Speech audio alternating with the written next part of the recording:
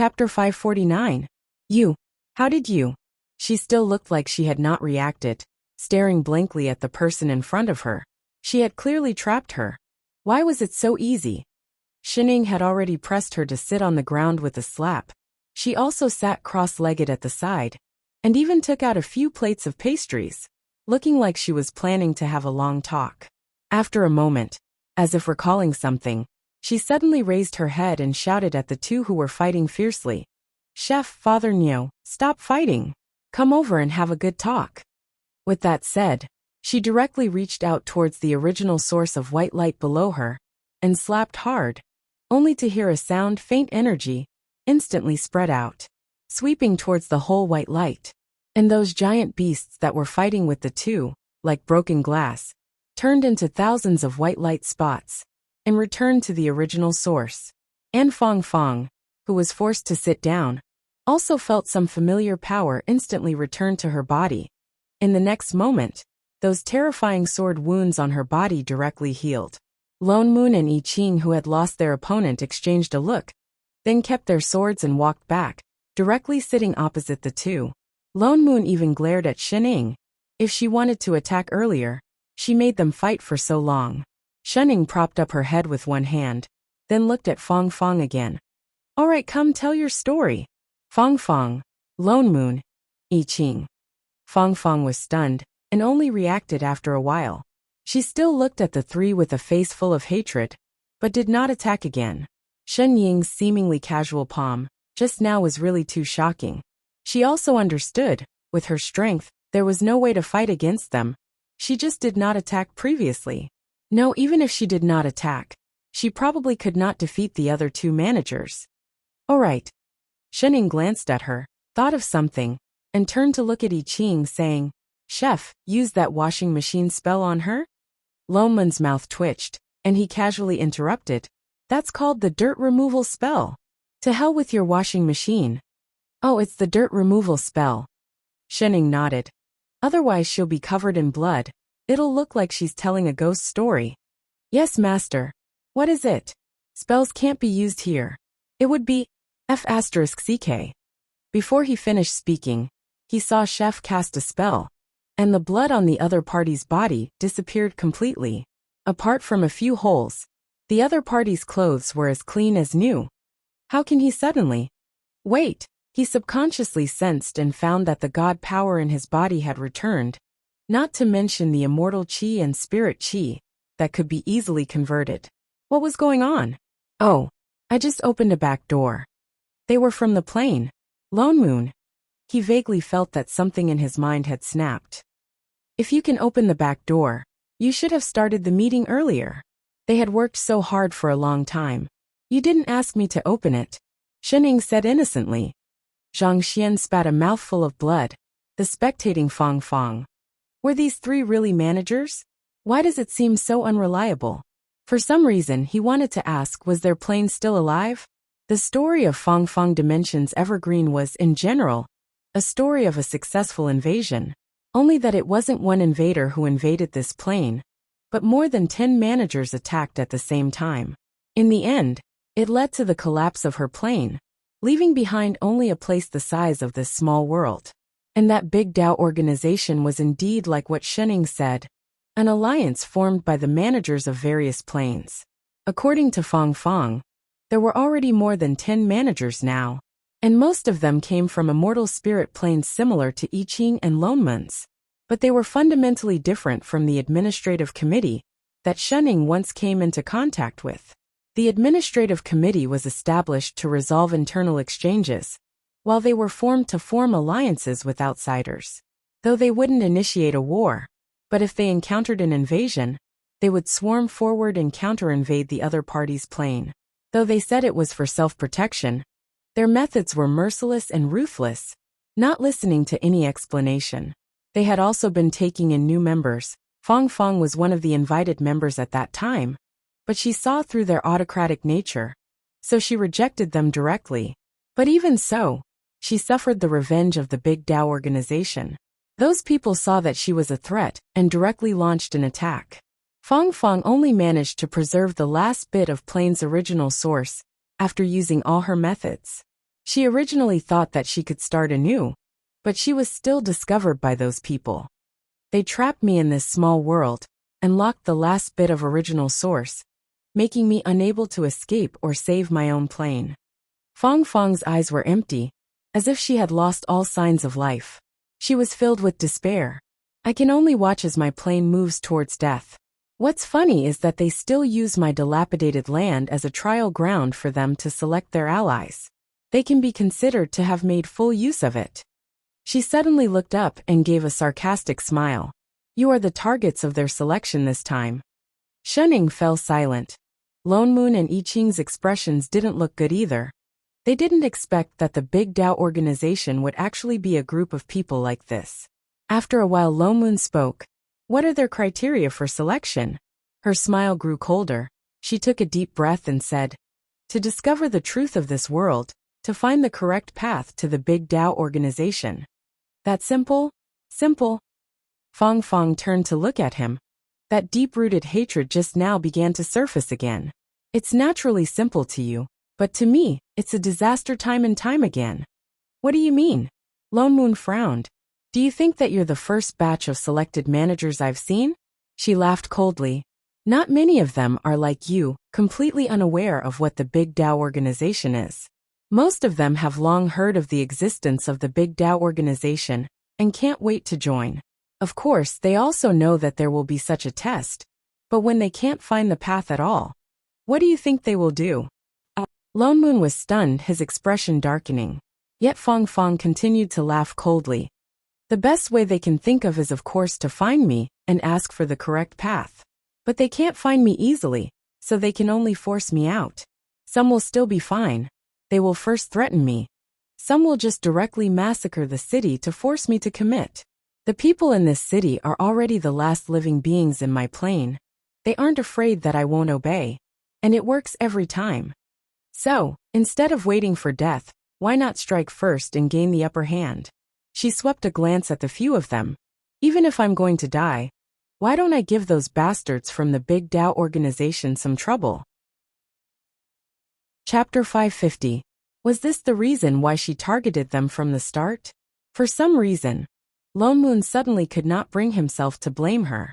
After all, in her eyes, the fact that they could enter this place meant that they were already standing on the opposite side of her. Shenning, who was at the side, suddenly asked, are the last living beings in the city? Why?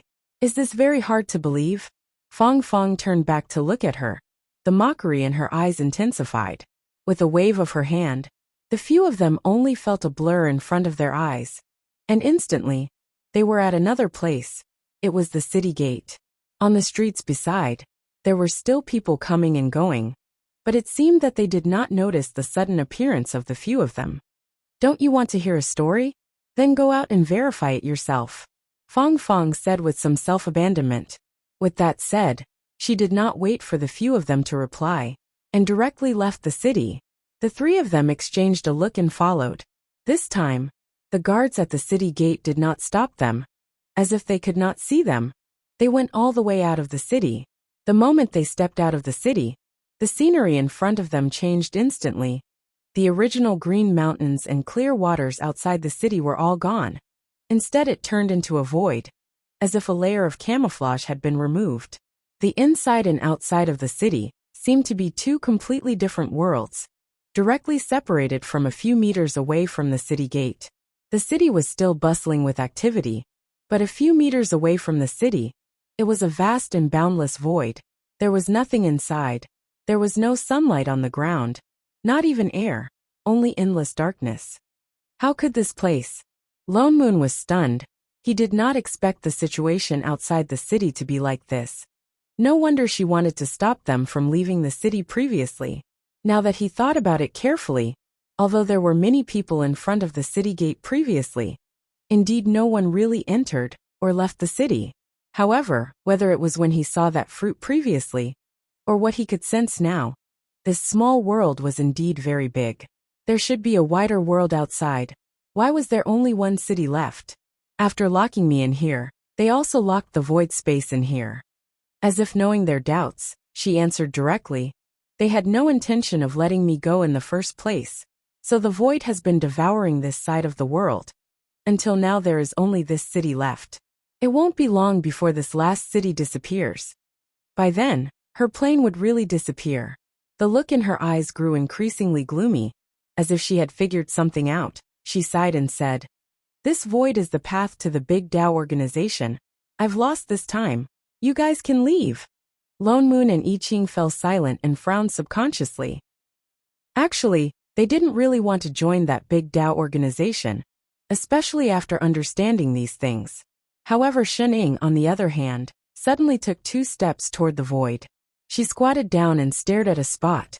She turned and asked, "The girl who gave me the pear, is this the thing that's locking you up? Who's the girl who gave me pears? Also, what is it?" The 3 of them were taken aback at the same time. "That one." Shening pointed to the front. Seeing that the 3 of them were still confused, she quickly finished the fruit in her hand with a few crunches. Then, she smoothly threw the core of the fruit somewhere inside. That, before the few of them could react, they heard a loud reverberation, like a heavenly bell, instantly spreading throughout the entire world. Following that, the ground beneath their feet shook. The entire city, no, the entire world seemed to tremble. What's going on? Lone Moon and I Ching were both taken aback. Fong Fong's eyes widened abruptly. With a look of disbelief, she said, "You can see it." "Ah." Shening calmly took out another fruit. Nodding, she said, "Isn't this very obvious?" Such a huge chain chained her up. The 3 of them who didn't see anything. How is this possible? Fong Fong's expression was even more shocked. She clearly searched for a very, very long time. When no manager entered, she spent all her time in the void, searching for the thing that locked her and her plane here. But she found nothing. Instantly, emotions welled up in her heart. There was excitement, agitation, hope, worry, and a hint of despair. It was very complicated. She stared straight at Shening, wanting to open her mouth, but not knowing what to say. You, do you need me to pluck it out?" Shening suddenly asked. Her tone was relaxed and natural, as if she was asking if she needed to eat a fruit. Fong Fong's entire body shook. She looked at her in disbelief. A huge joy flashed across her eyes.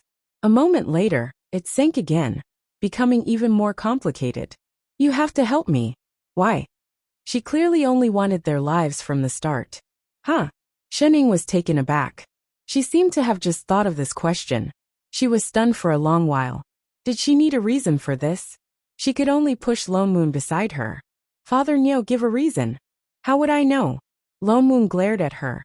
Then he replied casually, "Just take it that we're nosy?" Yet her expression became even more complicated. She clenched and unclenched her fists a few times. The remaining hatred in her eyes instantly disappeared completely. She closed her eyes and took a deep breath, as if she had let go of something. After a while she said, "Forget it. You don't have to do this. This has nothing to do with you in the first place. Why bring trouble upon yourselves?" She sighed. She turned to look at the void in front of her.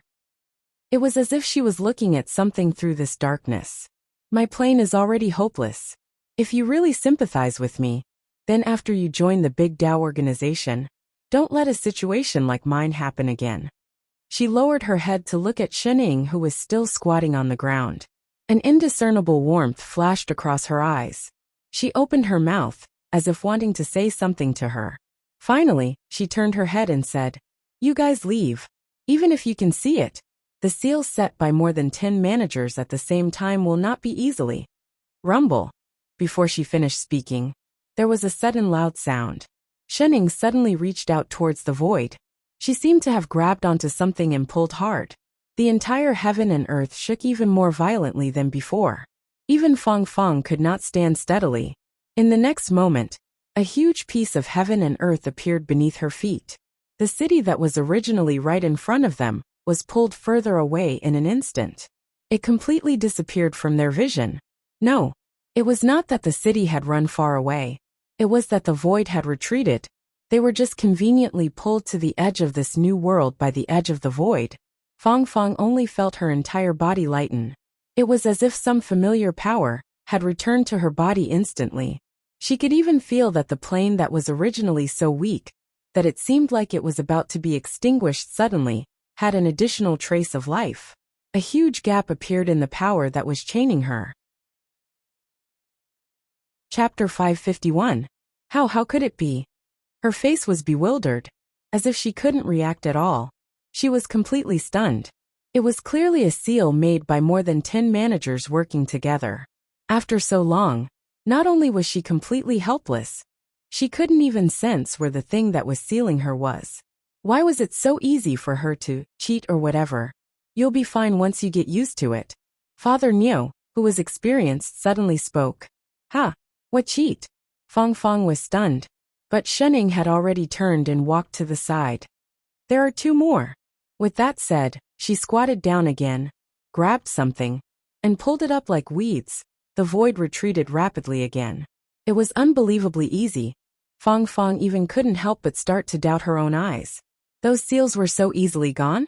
Although she vaguely sensed from the start that she was the most capable one among the 3. That was why she mistook her as a manager. But wasn't this also a little too much? This was simply a completely different existence from managers. Then what exactly was she? Until she pulled out the last seal, the entire world had changed completely. Although it was still barren and wasn't as vast as the plane, it was already a complete world of its own. And the void that was originally dark and boundless also instantly shrunk and deformed, becoming only a passageway the height of a person, like a plain door, hanging in midair. Obviously, this was the door to the Big Tao organization. All right. Shening clapped her hands, then stood up. You this? Fong Fong looked straight at Shening. That power that had been sealing her and the plane had completely disappeared. For a moment, emotions such as excitement and disbelief surged up in an instant, striking her so hard that she couldn't come back to her senses. After a long while she finally understood. She seemed to be finally free. Her eyes instantly turned red.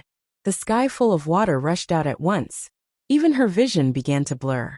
The corner of her mouth opened and closed a few times, as if she wanted to say something. But in the end, only 2 words came out. Thank you. Other than thanking, she really couldn't think of any other words. Shening tilted her head and replied, You're welcome. If there's nothing else, we'll leave first. Shening glanced at the 2 beside her, then turned and walked towards the void passageway. It was as though what happened just now was just a small interlude. Lone Moon and I Ching looked like they were used to it and followed. Just as the 3 of them were about to leave, Fong Fong then reacted and shouted anxiously, Wait! Is there anything else? The 3 of them turned around. You are going to the Big Tao organization? I have to go take a look, Lone Moon replied. Her expression instantly turned serious. She took 2 steps forward and said, Although you might think that I'm saying this after the fact, but please be careful of the people from the Big Tao organization.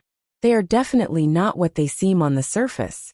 Even if they sent an invitation, it doesn't mean that they sincerely welcome you to join them. Lone Moon frowned and looked at her. Why do you say that? She gritted her teeth, and hesitation flashed across her face.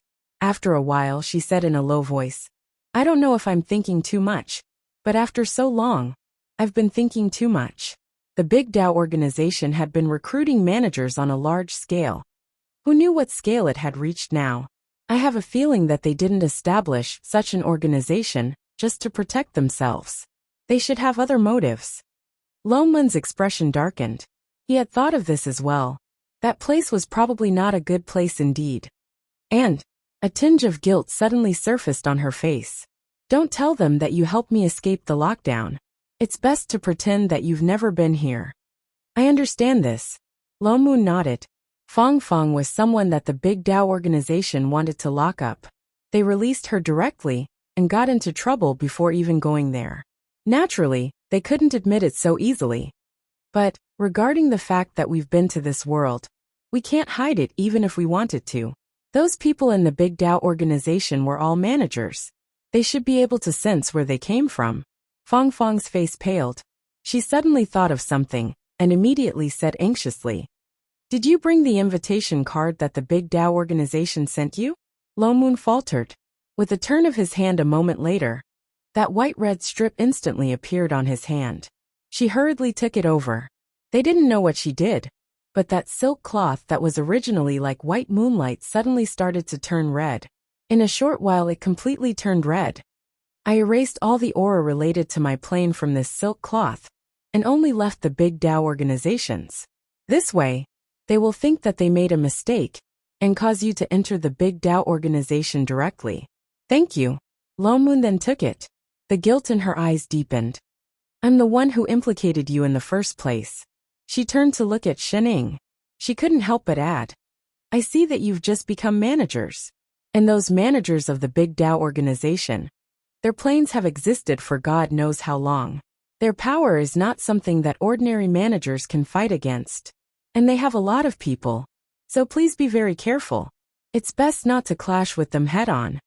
Lomoon nodded. He naturally understood that although they had the cheat-ing, but if they went against so many managers, they would be the ones at a disadvantage. At most, they would just have to go through the motions. Then what plans do you have for the future? He casually asked. Fong faltered. A moment later, she revealed a sincere smile. I've already escaped their seal. Of course I have to hide far away from them. Then I'll rebuild my plane. Her eyes were filled with anticipation for the future. There was no longer the despair that she revealed from time to time. Then we'll meet again. Lomoon said and was about to turn, but Fong suddenly took 2 steps forward and walked to Shenying's side. Full of excitement and gratitude, she pulled her hand and said, Miss Shun, I have nothing to give you. Please take this. With that said, she stuffed a pear into her hand. This is a small sealing array, made using the original source of my plane's chi. Although it's ineffective against you, it can still trap 1 or 2 ordinary managers. It might be useful if you bring it along. Shening looked at the pear in her hand. Can it be eaten? Fong faltered. No. Oh. Shening raised her head disinterestedly. But since it was a gift, she didn't stuff it back. Thank you. Then she stuffed it into Father Nio's hand. No, I should be the one thanking you.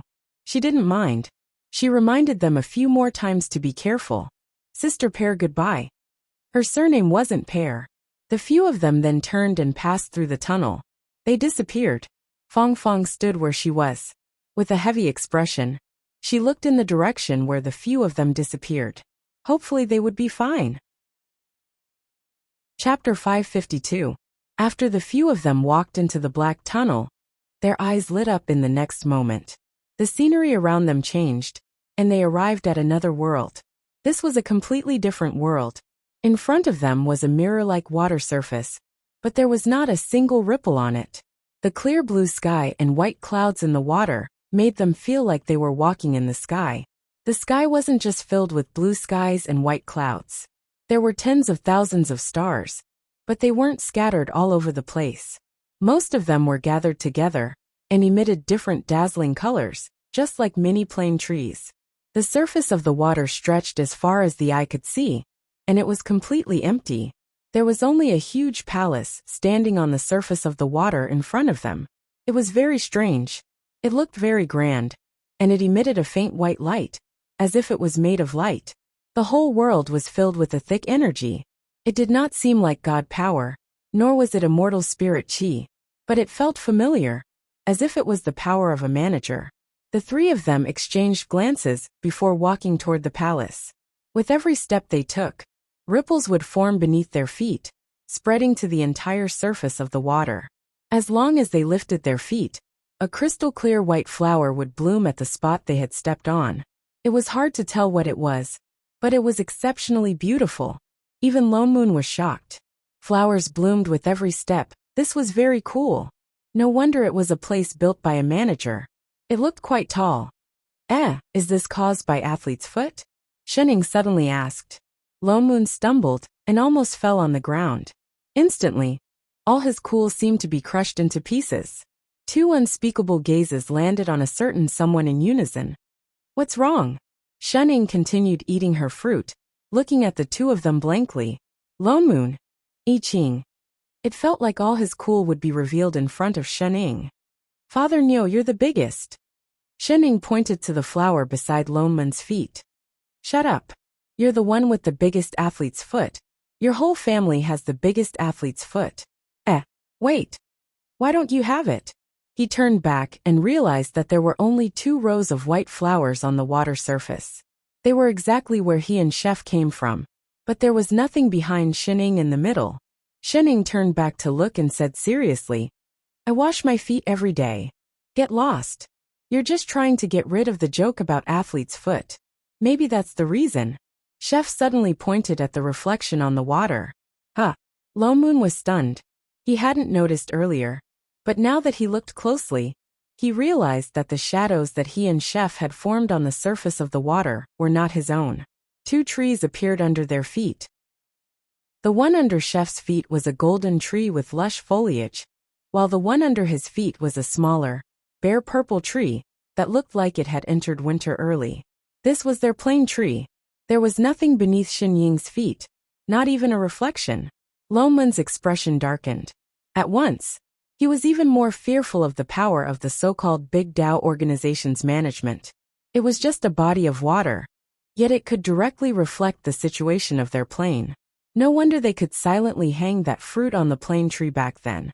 The strength of the managers inside was definitely not simple.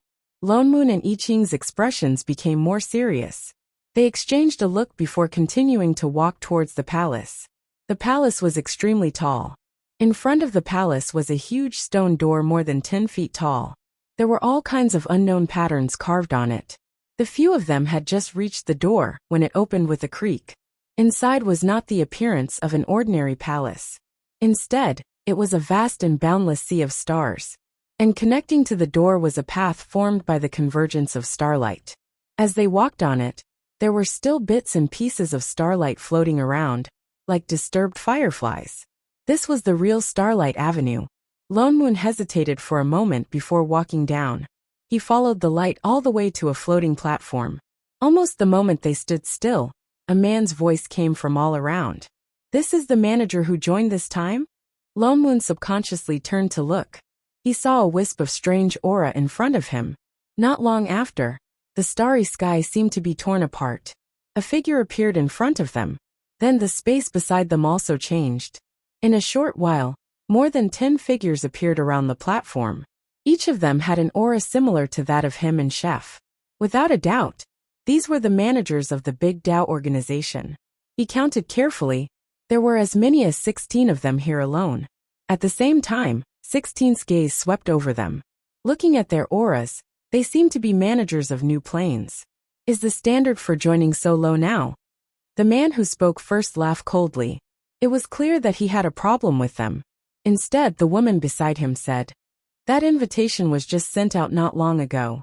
Although it's a new plane, to be able to pass the test so quickly proves that they have some ability. The man on the right also chimed in. Being able to reach here proves that they have the qualifications to join the organization and become one of us. That's right, Tuji. Who knows, we might all be friends in the same organization in the future.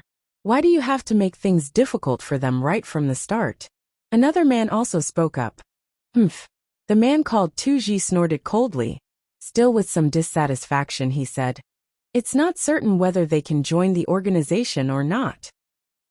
Our Big Tao organization is not a place that just any manager can join. Lone Moon frowned as he listened. It turned out that these people were the ones who sent them invitations to join the organization. Not only did they send them to some godforsaken place for a test, they even picked on them the moment they entered. Lone Moon could not help but feel even less disgusted with this so-called Big Tao organization. The woman beside Tuji smiled at them and said, the 2 new managers do not need to be nervous. We are all allies in the organization.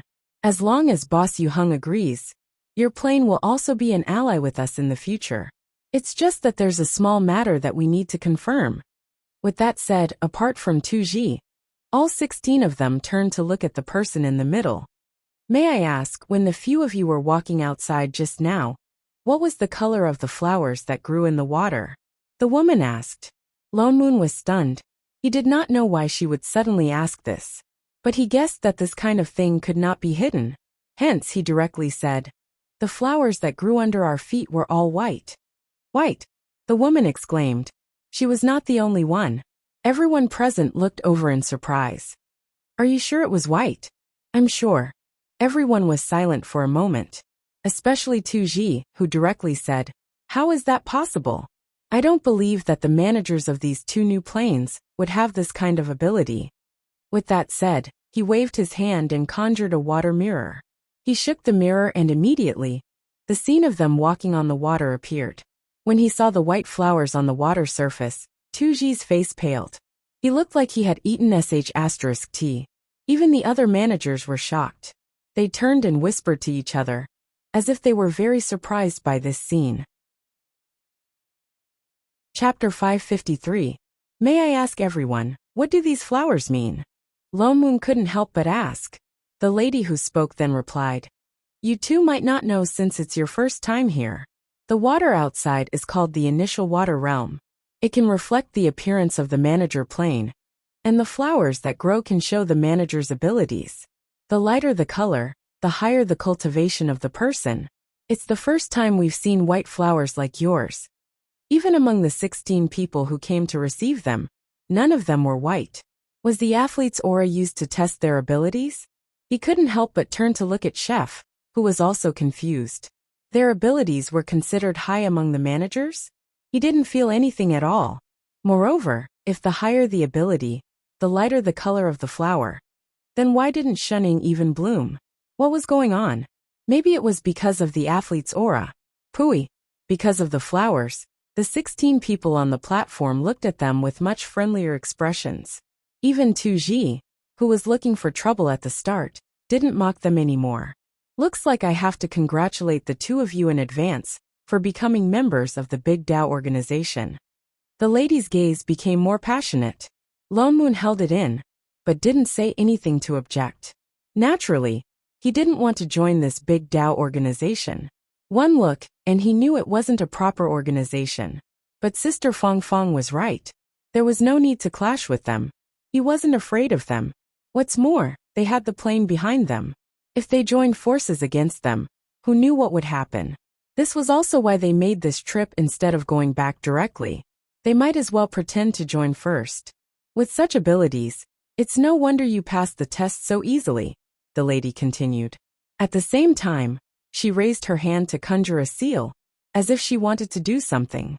"As long as Boss Yu hung." She suddenly paused. What's wrong? Seeing that her expression wasn't right, the people beside her instinctively asked. The small testing world disappeared. Everyone faltered. After a closer look, their expressions changed as well. They all turned to look at the person in the middle. Their passionate expressions just now all turned cold in an instant.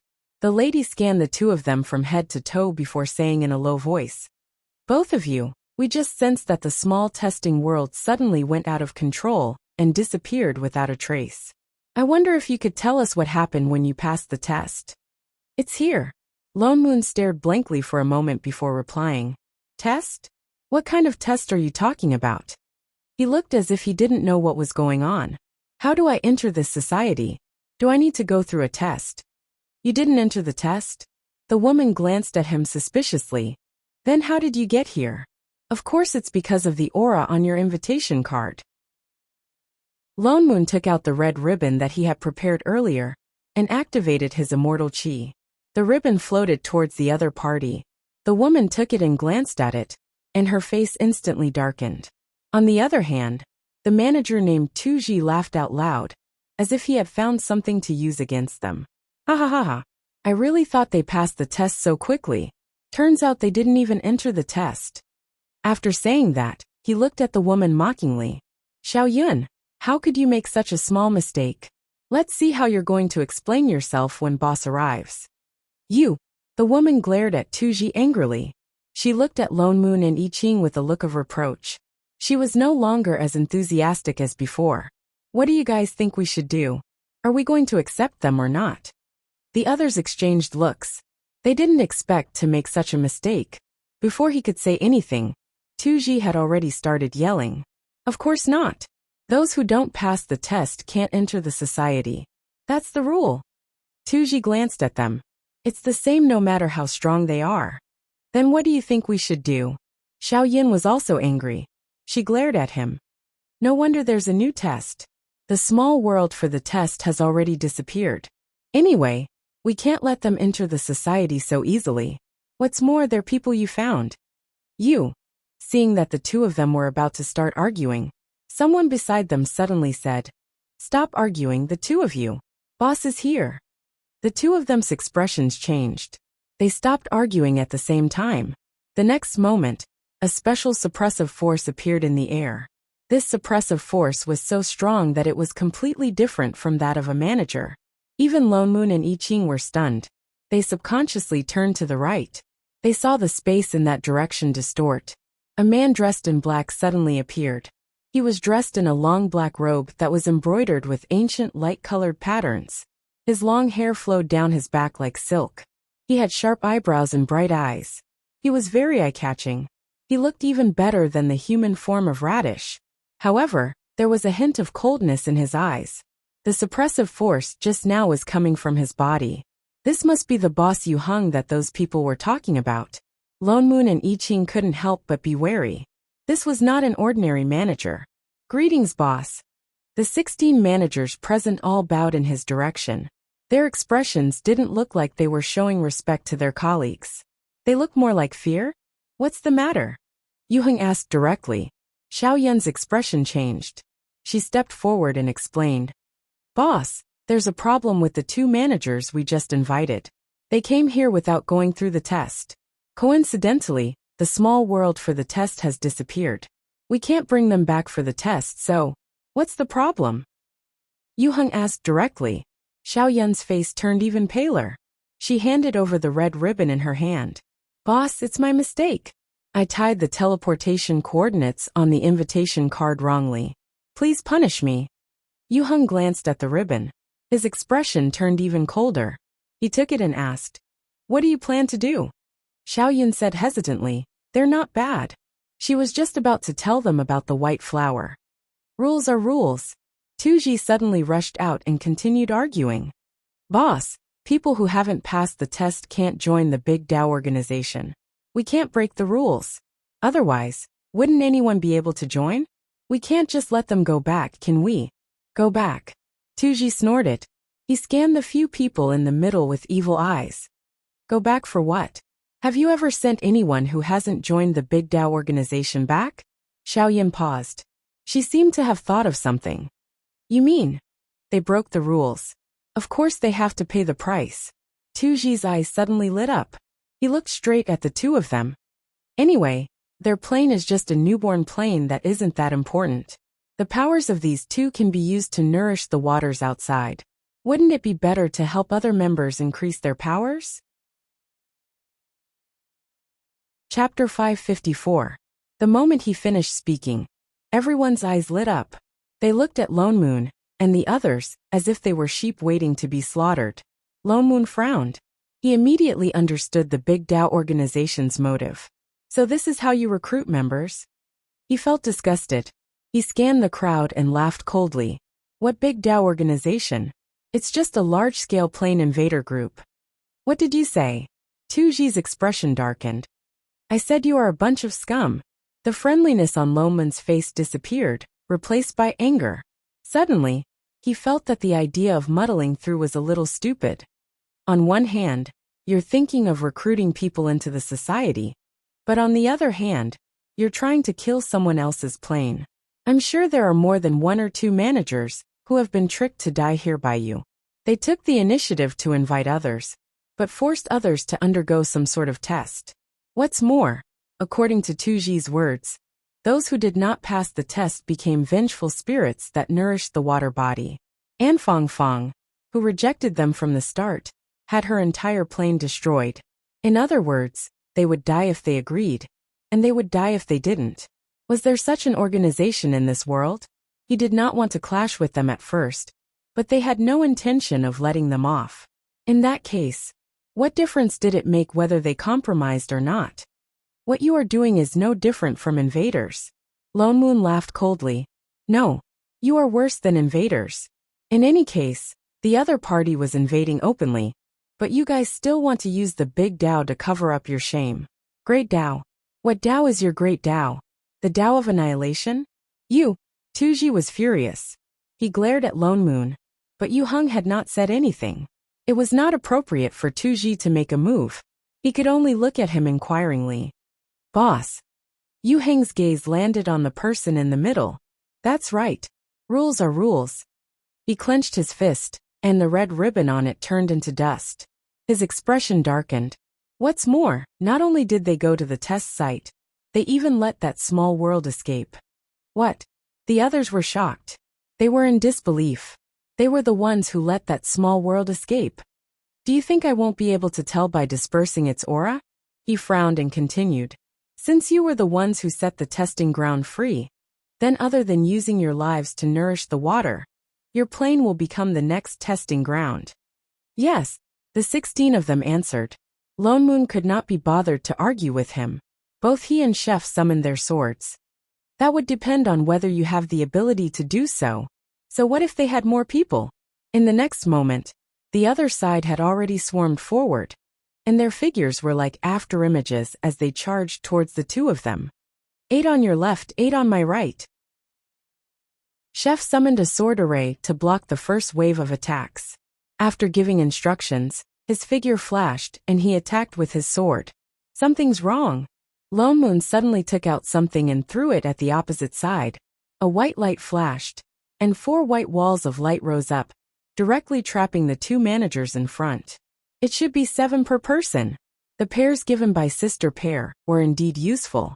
For a time, the entire starry sky was filled with the flashes of spell techniques. At the end of the day, they were all managers. Although the battle in the air was intense, they could not see any shadows at all. Numerous powerful auras filled the entire starry sky. At that moment, the only people left on the platform were a solemn Yu Heng and the 2 managers who were trapped in the white walls. Although Lone Moon and I Ching had just been promoted, this was not the first time they were fighting managers. What's more, compared to the previous manager who invaded, these few people in front of them did not seem to be at the same level. Although it was 1 against 7, the 2 of them did not seem to be at a disadvantage. They even took the opportunity to seriously injure 2 of them. The expressions of the few of them changed. Their attacks became even more ferocious. Even the starry sky around them began to distort. Tu Ji, who was fighting with Chef, was the one who was in the worst condition. He did not know if it was because he had spoken too much earlier. Every attack that the other party sent at him was more ferocious than the others. In a short while, he was already covered in wounds. Even the flow of his energy became smoother. He gritted his teeth and took advantage of the time when the other party was attacking to hide himself. He went behind the other party and used all the energy in his body to attack with all his might. Just as he was about to attack, I Ching turned around and changed the sword technique in his hand. He attacked in the direction where Tu Ji's attack came from, and then dodged to the side. Then it hit the other manager opposite him. After all, it was a full-force attack. The manager's body was immediately cut in half. With a loud thud, he fell to the ground. Even if he did not die, he was already half dead. Tu Ji did not expect to hit one of his own. He was completely stunned. However, the energy did not disappear. Instead, it mixed with I Ching's sword chi and attacked something to the right. There was a loud cracking sound. It was as if some mechanism had been activated. In the originally pitch-black starry sky, a crack appeared. It was as if the entire place was being torn apart. Lone Moon, who was already prepared, sent a ray of sword chi into the crack. He waved the sword in his hand, and there was a loud crashing sound. The entire starry sky shattered like a piece of black glass. It fell one after another, faster and faster. Then, with a loud crash, the starry sky disappeared. Chapter 555. Why did you come back? Didn't they say that they were going to leave and rebuild the plane? He rushed forward to help as he said, You guys helped me. I can't do something so disloyal to leave you guys and run away. She gritted her teeth, her expression fierce. Damn it, it's just one life. So what if I die? Lone Moon was stunned. He suddenly had an illusion that he was looking at the disciples of Invincible Sect. Oh yes, where's Sister Shining? Is she alright? Fong Fong looked around and asked anxiously. Alright, it was not an illusion at all. Could Shining have gotten the wrong male lead script? Why did a girl turn into a fangirl the moment she met her? She's fine. Loman's mouth twitched. I've already left the big head for her. We're in charge of cleaning up these people. Sister Li Zi heaved a sigh of relief and focused on dealing with the person in front of her. With her addition, the two of them felt much more relaxed. Moreover, she had locked up two others. 9 against 3. Although Fang Fang could only hold up one of them temporarily, Lone Moon and I Ching were enough to fight back against 4. In an instant, the situation turned around. The remaining managers were getting more and more injured. In less than half an hour, another 2 were seriously injured.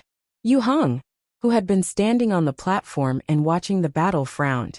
He scoffed and said, You're just an ant." He suddenly took a step forward and walked to the side of the 2 people that Lone Moon had locked up in the white wall. He was just about to break the wall and let them out.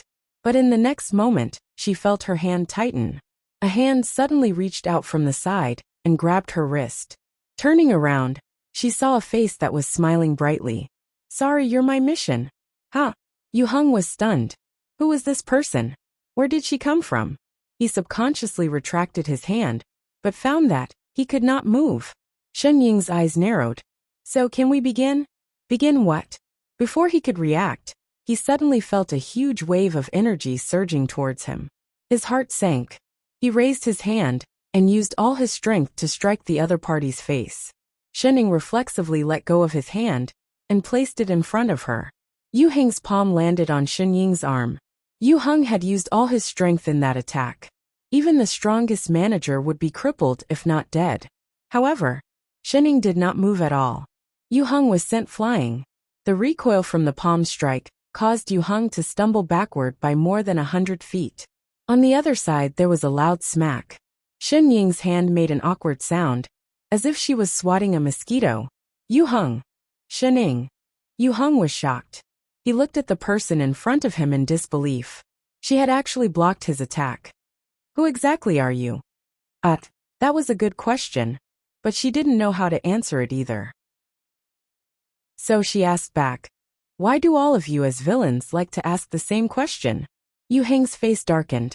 Instantly, his embarrassment turned into anger. "I don't care who you are. Don't even think about leaving here alive today." His expression darkened. His entire aura changed. The frightening aura around him suddenly became 10 times stronger. As if knowing that the other party was not easy to deal with, he used all his strength. She had blocked his attack at such a close distance, just now without a scratch. This proved that she was only good at close combat. As long as he kept his distance, the other party might not be his match. "Is that so?" Suddenly, the other party's voice rang in his ear. The person who was more than 100 feet away just now was directly behind him. He did not even see the other party's figure clearly. In the next moment, an air pierced through the air. He felt a sharp pain in his back. There was also a faint sound of something breaking. His entire body was like a cannonball that had been released. He flew straight toward the water, creating a huge wave that swept out in all directions. At the same time, the few managers who were fighting with Lone Moon, Fang Qi, and Fang Qi were also swept up. Lone Moon, I Ching, Fang Fang. Weren't they a little unnecessary? "Master." I Ching kept the sword and retreated. Lone Moon and Fang Fang flew towards Shen Ying. "Shen Ying, are you alright?" Fang Fang asked worriedly. Shen Ying hesitated. As if only just noticing her, she waved a hand in greeting. "Hey, pear girl." Fang Fang froze. Was that pear the only thing she remembered? The huge wave finally stopped. Yu Heng, who had been sent flying, finally stood up shakily. However, he was the only one standing up. The managers who had been hit by the wave could no longer get up. Yu Heng was also seriously injured. The punch on his back was secondary. All the energy in his body seemed to have been scattered. He could not gather it at all. Even standing up was a little difficult for him. He was shocked. His eyes were filled with hatred and caution as he stared at the person in front of him. He never thought that the other party would have such terrifying power. He could not withstand just one blow. Who was this person? This was not the power of a manager at all. Could it be? He seemed to have thought of something. His face paled instantly. His eyes widened, and he looked at Shen Ying in disbelief. You are a monitor?" "What?" The 4 of them were stunned. What was this? Yu Heng thought that they had admitted it. His gaze became even more vicious. Even his originally pleasing face became slightly twisted. I never thought that there would really be a monitor. The fear on his face deepened. Suddenly, he gritted his teeth, as if he had made up his mind about something. If that's the case, I can only give it my all. I want to see if you, the monitor, are really as the rumors say. His expression changed. The aura on his body became thicker and thicker. Even the surrounding water seemed to be stimulated by something, and started to boil. Lo Moon was stunned. He suddenly had a bad feeling. What's wrong? Fong Fong was also shocked, but in the next moment, she felt her whole body sink, as if there was some terrifying pressure sweeping over. Her legs trembled, she felt her blood and qi churning, and instantly had the illusion that she was about to be crushed. Xining, who was still at the side, pulled her along. Some kind of gentle energy covered over. Only then did her whole body relax, and she stood up straight.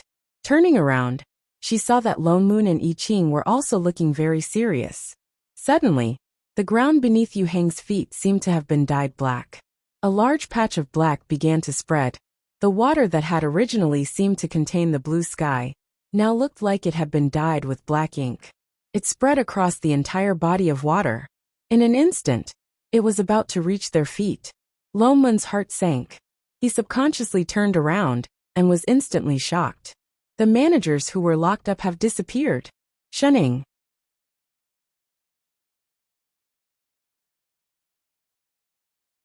Chapter 556. Shunning had already rushed over, but she was still one step too late. Yu Heng seemed to be prepared for this. In a flash, he disappeared from his original spot. Shunning missed her target. The next moment, Yu Heng appeared in the sky. Lone Moon and the other two rushed over as well. Lone Moon looked around and realized that the managers who were lying on the ground had all disappeared. Everything around them had turned into a pitch-black body of water. What was going on? What was Yu Heng trying to do? Those managers. Are you looking for them? As if he could guess what they were thinking, Yu Heng, who was in the sky, smiled sinisterly. Beside him were the 16 managers, including the 4 who had just been locked up. Some of them were still unconscious. However, all of them were tied up by black threads and could not move. Boss! Tuji was panicking. He looked down at the black threads that bound him tightly. What are you? Yu Heng did not answer. Instead, he looked down at Shunning. He looked excited. I just wanted to find a way to slowly improve my abilities. I didn't think that I would attract the legendary monitors. But that's good too. With that, he waved his hand and grabbed Tuji, who was closest to him. In the next moment, Tuji turned into a red fog and entered Yu Heng's body. The thick black around Yu Heng slowly turned into a strange red. Tuji did not even have time to scream. In the next moment he turned into dust. Not even his bones were left. Yu Heng's aura became even thicker. The suppressive force around him became even stronger. Lo Moon's heart jumped. He finally understood why Yu Heng had taken the 16 managers away. It was not to save them. Oh no, he's absorbing the manager's energy. Quick, stop him. But it was too late. Ha ha ha ha. Yu Heng laughed maniacally. The fear on his face had long disappeared. Instead, he looked greedy. Once I've absorbed them, it'll be your turn. With your energy, no plane will be able to stop me in the future. He was getting more and more excited. The black qi around his body dissipated. The remaining managers glowed with different colors and started to rush into Yu Heng's body.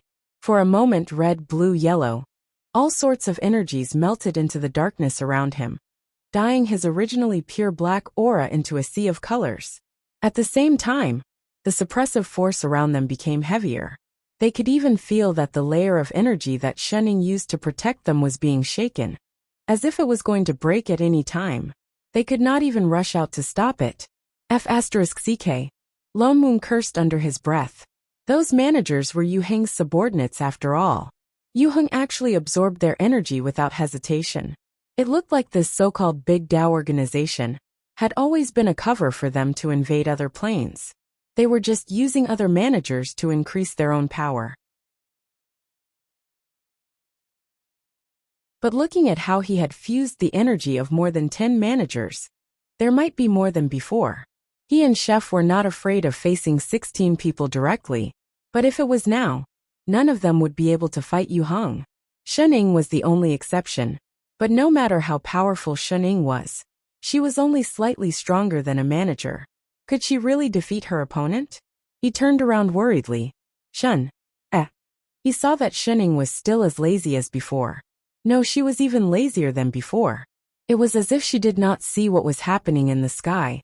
She even took out a fruit and continued to chew on it. When she heard him speak, she tilted her head and replied, "Ha!" Loman's mouth twitched. Was this the time to eat fruit? Ha ha ha ha. Yu Heng had already absorbed all the energy of the managers. He looked at them as if they were dead.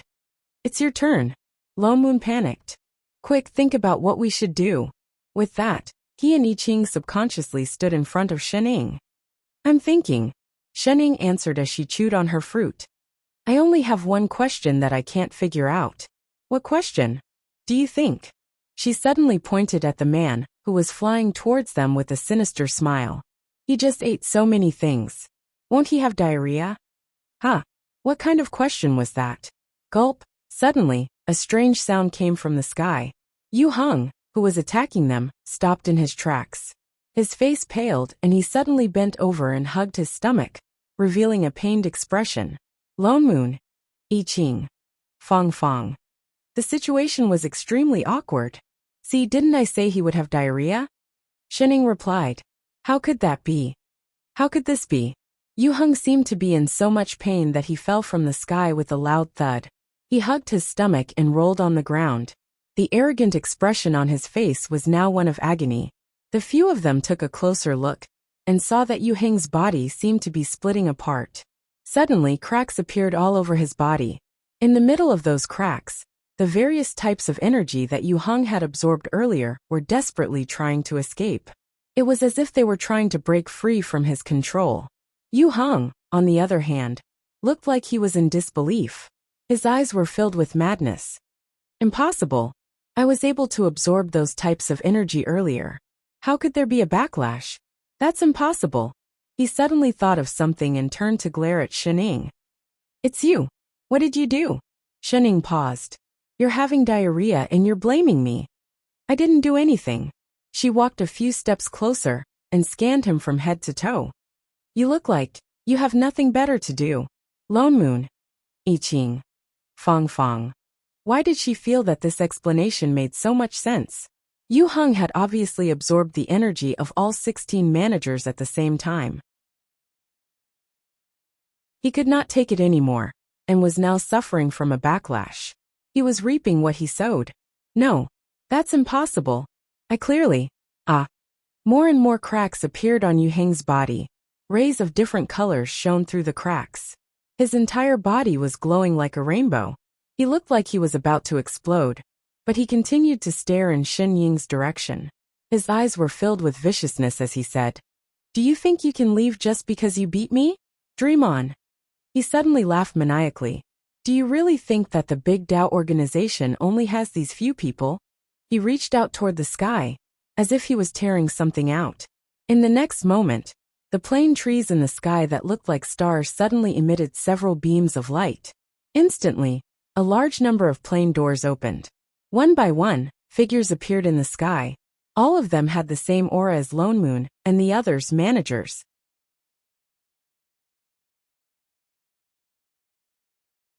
Chapter 557. Lone Moon's heart tightened. Holy shit, he actually called so many managers over. More and more plane doors appeared in the sky. In a short while, the entire sky was filled with people. There were at least 100 of them. Ha ha ha ha. Yu Heng laughed even more wildly.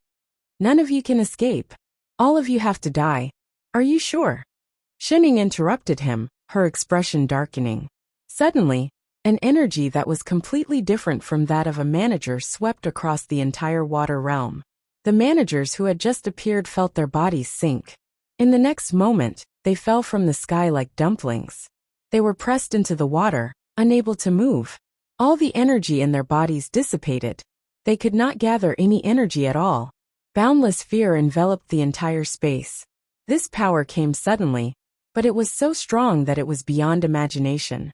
Everyone did not even have time to react before they were already on the ground.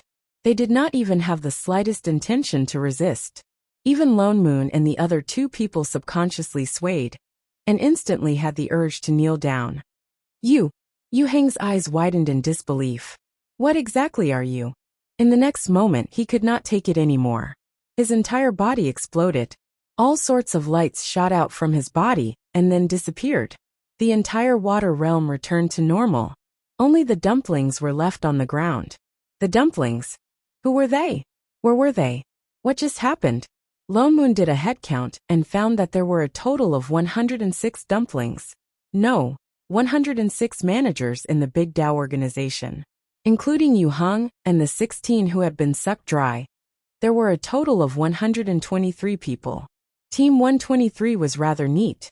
As for how to deal with these managers, they did not make things difficult for them. According to them, most of them had actually been forced to join the Big Tao organization by Yu Hang. Their reason was similar to before.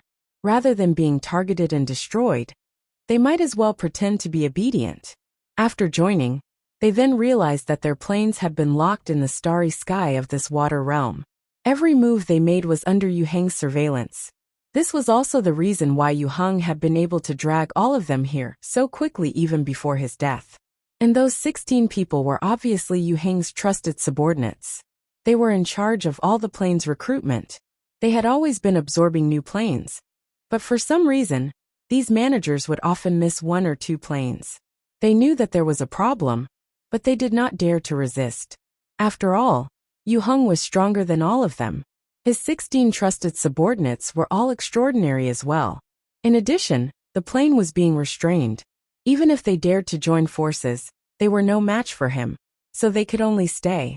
Hence, after Yu Hang's death, these people did not even talk about avenging him. They were so excited that they almost set off firecrackers to celebrate. It could be said that he was very happy to accept his defeat. Although there were a few who didn't look too good, they were managers after all, and they represented a plane. If something were to happen to them, their plane would not be any better off. Lone Moon discussed it with Chef, and decided not to do anything to them. As for the managers who disappeared, these people did not know, but Lone Moon and the others did. Without a doubt, Yu Hang and the others must have absorbed all their energy and disappeared. At the end of the day, this Big Tao organization was created by Yu Hang and the others to improve their abilities. If they did not come, these managers would have died in their hands sooner or later. Boss! A man in white looked in Shen Ying's direction and weakly raised his hand. That we really do not want to stay in this Big Tao organization anymore. But our plane has always been locked near this part of the universe. Since you are so powerful, can you help us separate? As soon as he said this, the eyes of the other 100 or so managers who were kneeling on the ground lit up, and they raised their heads with sparkling eyes. Lone Moon thought about it. That's true. So many plane trees were transplanted here, and they could not leave. Of course it was not a good thing. First of all, it was not conducive to the development of the plane. Planes would often collide with each other, and there would naturally be more plane storms and gaps. Moreover, with so many managers gathered together, who knew when a terrorist organization would be formed? Hence, he turned to the person beside him and asked, Shening, do you have a way to separate them? He suddenly remembered when she helped Perzi previously. You should be able to see what's locking them, right? I can see it. Shening nodded. Then help them. Separate them. Go back to where you came from, don't squeeze together. The eyes of the dumplings lit up even more. They looked at Shening expectantly. Shening raised her head to take a look. Her body slumped down lazily. AI so troublesome. Let's have extra food today. Yes, Father Nyo, no problem, Father Nyo. Shening stood up immediately and said seriously. But it is indeed quite troublesome to separate them one by one. Lone Moon's expression darkened. But before he lost his temper, she quickly added, Why don't we do it together? Together? What together? Everyone was stunned. Before they could react, they saw Shening suddenly take a few steps back. She threw away the fruit core in her hand and suddenly clenched her fist. She punched the water under her feet. Following that, there was a dull sound. Everyone felt a layer of waves sweep over them. In the next moment, they heard a series of cracking sounds. The sound became louder and clearer. They saw that on the originally calm water surface, white cracks suddenly appeared. In an instant, they covered the entire water surface like a pearl net. The entire water surface broke apart like a broken mirror. Those cracks even began to spread toward the starry sky above their heads. The dumplings were all stunned. This starry sky and water surface were created by the combined energy of several resistors in the U region. That was why they could not escape at all. Compared to breaking away from a plane, it was obviously more difficult to destroy this place. But she just did it with one punch? Were they blind? But in the next moment, the dumplings were not in the mood to think about this problem. Because they felt a long-lost feeling. The feeling of freedom. My plane lock is gone. Me too. We finally don't have to be locked here. That's great. Is this a miracle? My plane can actually really leave this starry sky. We're finally free. The dumplings were more excited than the last. Some even jumped up directly. Their faces were full of joy, as if they had been given a new life. Chapter 558. The plane trees that were originally made up of stars started to disappear one by one. As the cracks in the sky spread to the entire horizon, not a single tree was left. All that was left was a pitch-black, broken starry sky that was full of cracks. Following that, there was another rumbling sound. The entire sky started to collapse like a falling ceiling. Large amounts of chaotic chi surged into this space. Lone Moon glanced at the group of dumplings who were still cheering happily. He could not help but remind them. All right, stop jumping around. Your planes have already broken away. Hurry up and do what you have to do. This space is about to return to chaos. Everyone was stunned. Then they quietened down. They looked at each other for a while, then turned towards the few of them and said in unison, "Thank you, everyone, for your help." With that they bowed. Although everyone's etiquette was different, and they all had their own postures, all of them looked very serious. Shining nodded. You should be thanking us. Dumplings. All right, hurry up and return to your planes. Only then did everyone open their planar gates and disappear one by one. Lone Moon looked up at the almost completely collapsed space. He hurriedly opened his plane gate and waved to the few of them. Let's go, we're going back too. The few of them then followed him back. The Divine Realm. This trip to the Big Tao organization was originally just to travel around and learn from other planes. They did not expect to get involved in such a mess. They had to admit that it was tiring. That's right. Lone Moon suddenly thought of something. Yu Hong and the others are already dead. What will happen to the planes they were originally managing? A plane without a manager would probably be very miserable, just like the Godfiend from before, and Hong Meng and the others. Shening stuffed a piece of pastry into her mouth. After a while she answered, their world's consciousness will choose a new manager. Although this might be a long process, it was their own doing. Lone Moon sighed. Yu Hong and the others died for nothing, although the millions of living beings in their world were very innocent. But when he attacked other planes previously, he did not think about the living beings in other planes. It could only be said that their plane had chosen such a manager, so they had to bear the consequences. Lone Moon thought of something and turned to look at Shining. As a manager, I don't have to take such a big risk every time, do I? Invading from time to time? For the umpteenth time, he regretted taking this position. Shining stiffened and immediately smiled. How can that be? Father Niu, are there still a lot of good people? Good person? Lone Moon's face darkened. He turned to point at Pear beside him and said, a good person like her? The kind that played a trick on people, and then stabbed them in the back. Fong Fong's hand that was holding the teacup stiffened. Wasn't she already Yi Fong's teammate? Speaking of which, why did you follow us back? Lone Moon scanned her from head to toe and his anger flared up. Don't you still have to nurture that small plane of yours? Are you here to join in the meal? Did they think his meal was free? Actually, Fong Fong smiled embarrassedly and put down the tea in her hand before saying, I have a presumptuous request. I don't know if I should say it. You don't have to say it. Lone Moon interrupted. So his character was so harsh? But thinking of her own matters, she still braced herself and said, I also know that it was my fault for scheming against you guys previously, but I've changed. From now on, the three of you are my friends. Haha, who wants friends like you? Really? I'm especially grateful to you guys for helping me completely break free from the big Tao organization. She sighed and said with a solemn expression, if not for your help, I and my plane might have completely disappeared. So, Loman's eyes narrowed. You're biting the hand that feeds you and pestering us? Can't you speak properly? Fellow Taoist Lone Moon, you must be joking. I can't repay such a great favor.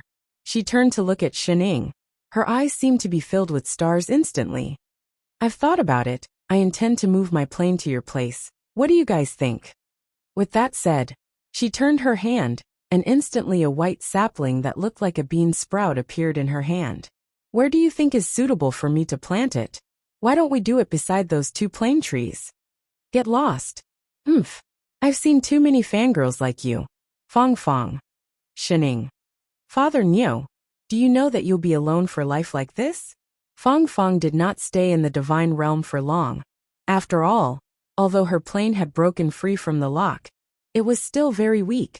Not even as good as Primordial Meng's plane. So she did not have much time, and often stayed in other planes. Lone Moon did not agree. She moved the plane near them, but not too far away. She returned in the time it took to drink a cup of tea. Of course she didn't stay for a meal. Lone Moon went back to Primordial Meng to take a look, and found out miraculously that Rabbit's brainwashing skills had improved again. He did not know what it had taught them. Those divine beings were more respectful to Rabbit than to him. They were extremely well-behaved and obedient, completely different from before, when they would shout and kill at the slightest disagreement. Every word and action faintly had the demeanor of an aristocratic family. Lone Moon expressed high praise for Rabbit's work. It was a good rabbit, not at all inferior to the previous one. As for Fatty's side, the situation was also not bad. Those three disciples were already close to forming their nascent souls. Mushroom had also woken up. Her missing soul was not so easy to recuperate. The best way was to enter samsara. But once she entered samsara, the past would be forgotten. By then Mushroom would no longer be Mushroom. She herself was also unwilling. Fortunately, Fatty had been nourishing her with immortal herbs and spirit pills all these years. Her body was also very good. In addition, Fatty asked Rabbit for guidance on many demon cultivation methods. Under Fatty's supervision, Mushroom even rose by 2 levels. Now she was already a 7th level Mushroom. This matter with Mushroom made Lone Moon realize a problem. Previously, he had always been concerned about the human race, and forgot about the demon and beast races. When the plane first opened, all the races were actually at the starting point. The human race was naturally weak, so they needed cultivation methods, but it did not mean that other races did not need it. Moreover, the human and demon races were both in the mortal realm. Although they were separated from each other previously, it was not insurmountable. Conflict was inevitable. The human race had been constantly improving, but the demon race was still at the starting point. In the future, it was not impossible for the demon race to be wiped out. That would be too much of a pity. After all, there were still many good demons like Rabbit. Moreover, the plane also had to maintain the diversity of races. So he instructed Fatty to also put the demon race's cultivation inheritance on the agenda.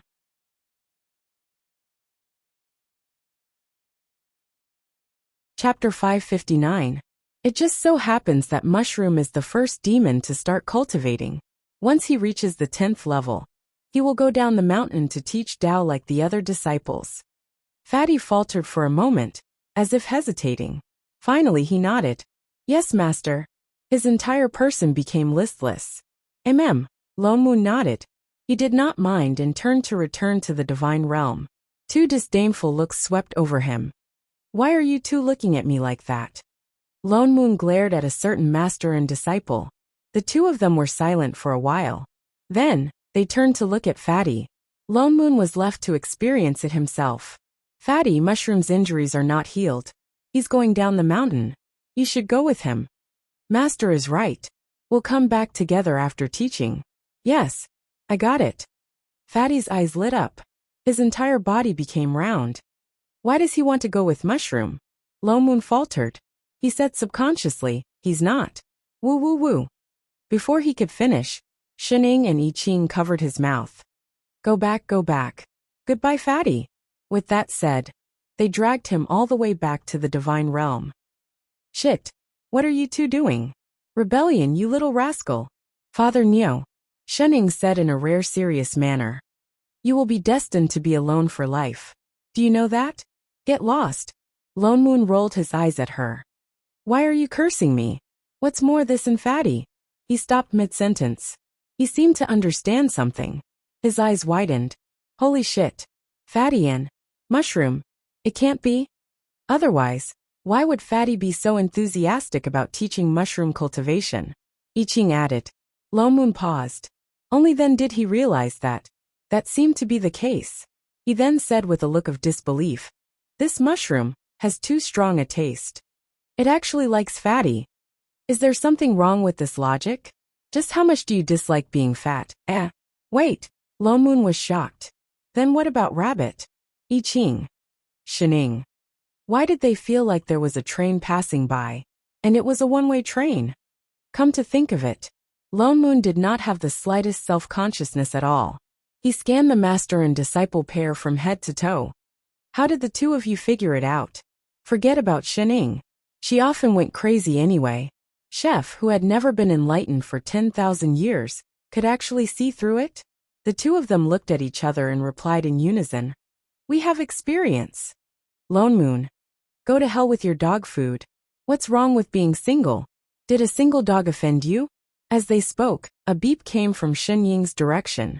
The wristband on her wrist suddenly lit up with a red light. She waved her hand, and a light screen popped out, flashing the symbol of an envelope. What's this? Longmoon asked. A friend, she replied. I Ching and Longmoon were stunned.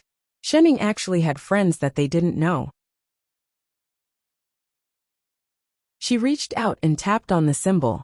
The symbol flickered, and in the next moment, an unfamiliar male voice rang out. Little Ing, I've never heard of the matter that you're talking about. I've asked a few acquaintances for you, but they're not clear about the situation either. If not, you can go to the association to do some research, otherwise. There was a hint of a smile in the voice. You can only ask your sister. Don't worry, I'll help you put in a good word. In the next moment, the voice was cut off, but the familiarity in the voice was obvious, as if it was really a friend that they hadn't met for a long time. Master, this is... I Ching couldn't help but speak. For some reason, a faint panic rose in his heart. This person who spoke, is he from another plane? Longmoon also asked. What are you looking for him to investigate? Nothing much. Shenying turned off the light screen and continued to slump back on the chair. Then she answered. That person last time. Didn't he mention something about a monitor? I was curious, so I asked around. The two of them then recalled that Yu Hung from the Big Tao organization had indeed said that Shenying was some sort of monitor. At that time, they were busy fighting and didn't pay much attention.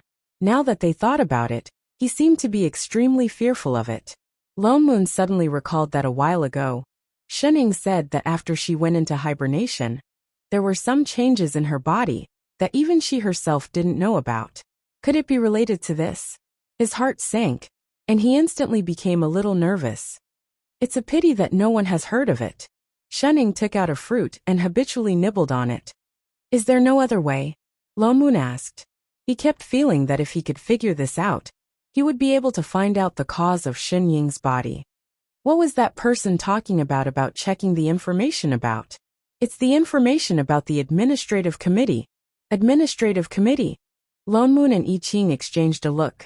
This was the second time they heard Shenying mention this association. Didn't you say that it's an unreliable organization? Why is there still information about it? The administrative committee has a reference room. Shenying tilted her head and explained. It was built by everyone when they were bored.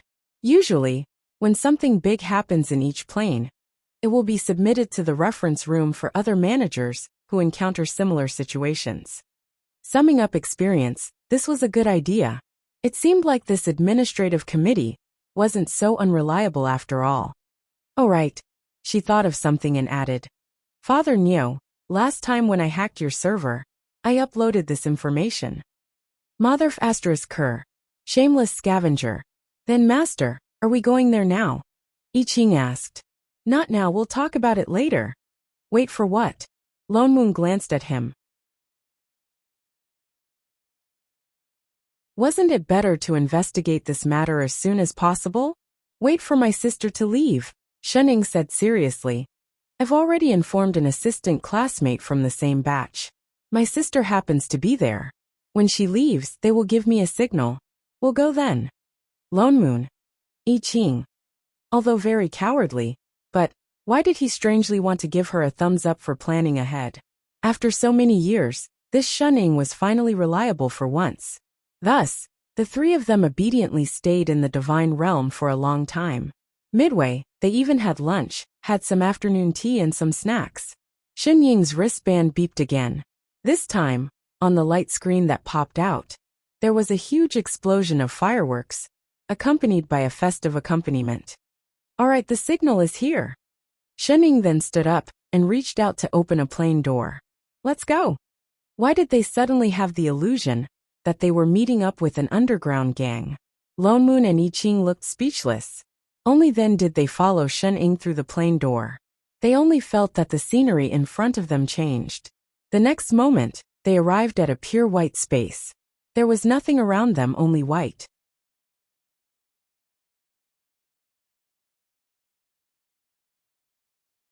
Chapter 560. This is the administrative committee? Lone Moon was stunned. This is the transfer station. Shen Ying pointed to the right and said, It's after that door. The two of them turned around and realized that there was a huge door on their right. It was erected there. They could not tell what material it was made of. It was snow white all over, almost blending into this pure white space. If not for Shen Ying's reminder, they would not have noticed it. And there were many strange pictures carved on the door. Upon closer inspection, those pictures were actually alive, still moving continuously. Let's go, we'll be there when we push the door open. Shen Ying walked forward quickly, familiar with the place. Lone Moon and I Ching followed suit, and looked up at the strange door. They could not help but sigh in admiration. Just standing in front of the door, they could feel a sense of solemnity. The administrative committee must not be any worse. They could not help but deny what Shen Ying said previously. No matter what, it was a formal organization where managers gathered. It should not be that bad. Shen Ying reached out and pushed lightly. It looked like a very heavy door, but it opened directly. He did not know if it was because the previous Big Dao organization gave him too much of an impression. Coming to a formal organization this time, Lone Moon could not help but be a little excited. He could not help but take a deep breath and walked in. The next moment, the scenery in front of them changed again. They instantly appeared in a large hall. At the same time, they heard an unfamiliar high-pitched voice. 2, 1. You're all in the same color, hurry, give me money, give me money. Ha ha ha ha. There was a square table in the hall.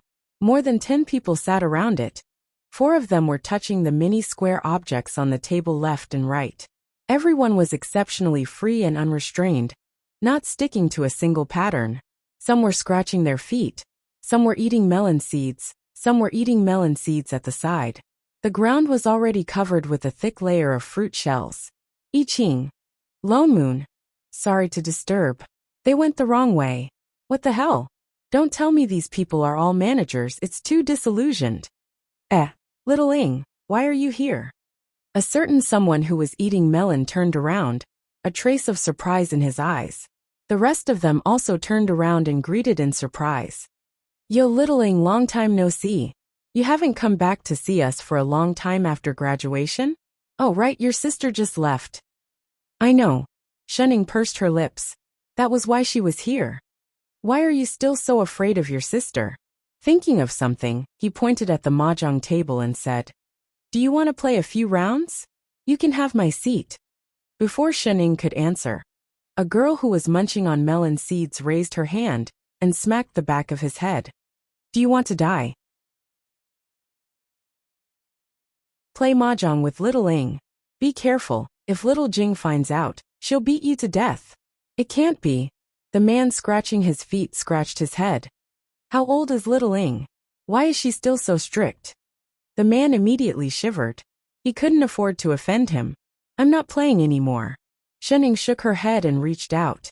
Give me some melon seeds. All right. The woman who had just patted the man's foot snapped her fingers. Suddenly, an unopened bag of spiced melon seeds appeared in her hand. She raised her hand and handed it over. Shenning naturally took it and thanked her. The woman turned to look at the two people beside her. It was as if she had just noticed them. Who are these two unfamiliar faces? Your little lovers? That's half right. Shenning opened the melon seeds and introduced them. Chef Father Niu. The woman was shocked. You sisters have a father. She hadn't heard Shinjing mention this before. We just got to know each other not too long ago. Got to know each other. Shinjing didn't break your legs. You're awesome. She even dared to call him father. I Ching. Lone Moon. Oh right, I heard from your sister that you're a manager now. Why did you suddenly come back this time? The woman continued asking. I encountered something. I'm here to check some information. Oh, then go to the information room to check. The woman nodded and pointed to the room on the right. She suddenly thought of something and narrowed her eyes. She looked at Shunning warmly and said, Oh, Mila happens to be inside too? With that said, she pushed Shunning deliberately. I know. Shunning tilted her head. I asked him to come. I see. The other gave her an even more meaningful look. All right. I won't hold you young people up any longer. Hurry up if you want to check. With that said, she stood up and directly dragged Shunning to the room on the right. Lone Moon and I Ching were just about to follow, but were pulled back by the woman from each side. Why are you two following? Come back. You're newcomers, right? The old rule of our administrative committee is that newcomers go to the table and play 3 rounds first. Don't you agree? With that said, she winked at the people who were circling in front. Everyone was stunned. They looked at the room and reacted instantly. They all nodded in agreement. Yes. Play 3 rounds first.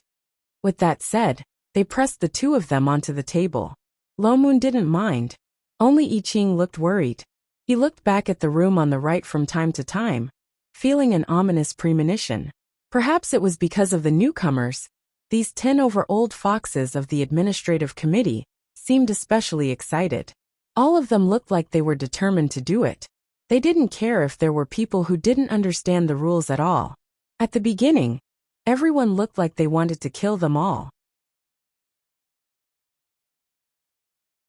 But slowly, they realized that things seemed to be different from what they thought. They were clearly 2 newcomers. One of them didn't understand the rules at all. But after playing 2 rounds, it was as if they had opened up the conception and governing vessels. They were able to make a lot of noise. Lo Moon was good at playing mahjong. After all, he was a person who had been a CEO for a few years. It was said that business was either done on the gambling table or through negotiations on the mahjong table. He was a person who had a deep understanding of mahjong. Naturally, he was very good at it. As for Chef, other than losing a few rounds at the beginning because he didn't know the rules, he never lost again. The entire mahjong table seemed to be under them. Either Chef won or Lone Moon won. The other 2 instantly turned into professional gunners. They only cared about shooting. Sometimes they even fired 1 shot in a row. You walk over and let me do it. I don't believe it. The people watching at the side couldn't take it anymore. They directly changed people. After all, this concerned the seriousness of the old foxes. But even if they changed people, it didn't have any effect. Those who should win, those who should draw, those who should shoot were still shooting. 3 waves of people were changed. It was the same. Everyone. In an instant, most of the people's chips were piled in front of the 2 of them. Seeing that they were about to be wiped out, Lone Moon finally took the initiative to withdraw. He politely expressed that it was better not to disturb the seniors' leisure time.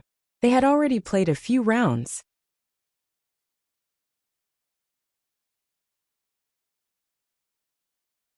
Chapter 561. Everyone's eyes lit up, and they all nodded in agreement. Dealing with 1 person was better than dealing with 2, so they happily took over. They concentrated their firepower on Chef, but they still couldn't win. Once Lone Moon left, the number of cannoneers on the table increased from 1 to 3. The last bit of chips left belonged to Chef. He had lost everything. Everyone felt a little embarrassed. At this moment, Lone Moon suddenly came forward, smiling amiably and saying, "Senior has no chips. It's all right. If Senior thinks highly of me, why don't you take mine first? When I win, at most I'll give you 1% of the profit." "Good brother. You're so sensible." The other party was delighted, hurriedly took the chips in his hand, and joined in another round of battle. And it was getting more and more intense. Only this time it wasn't against Chef, but each had their own wins and losses. This gave them even more confidence, and they played even more energetically. In the end, Chef also retreated with a pile of chips, sitting at the side to watch the battle, but his eyes kept glancing at the still tightly shut room. This mahjong battle only came to an end after more than 3 hours, with Chef and Father Nyo, mainly Father Nyo's overall victory. Although he didn't sit at the table after that, he just lent money at the side. By the time everyone reacted, not only had everyone lost all their chips, they even owed him a huge debt. The kind where they received a dozen IOUs. Everyone. Where exactly did Little Ing find these two gambling gods? They were too scary. Just as the few of them were still thinking about how much they owed Lone Moon, the door of the reference room finally creaked open, and Shening walked out. "Master." I Ching was delighted, directly stood up, and walked quickly to greet her. Yet another figure followed closely from the reference room, dressed in a completely different outfit from them, neat short hair, a hint of a smile on his handsome face, and faintly looking at Shening with some affection. I Ching stopped in his tracks. "There isn't even a reference room. Looks like you can't escape." Mila smiled and teased. "Does it have anything to do with you?" Shening glanced at him. "Don't say that. After all, I'm the only one who can speak to your sister." "Forget it, we'll talk about it later." Shen Ying's expression darkened. "Thanks for this. Don't mention it. Your problem is my problem." "Master." I Ching took a deep breath and continued walking forward. He did not know why, but he felt a little flustered. He clenched his fists and asked, "Did you find out?" "No," Shening replied, frowning. "Then, let's think of another way."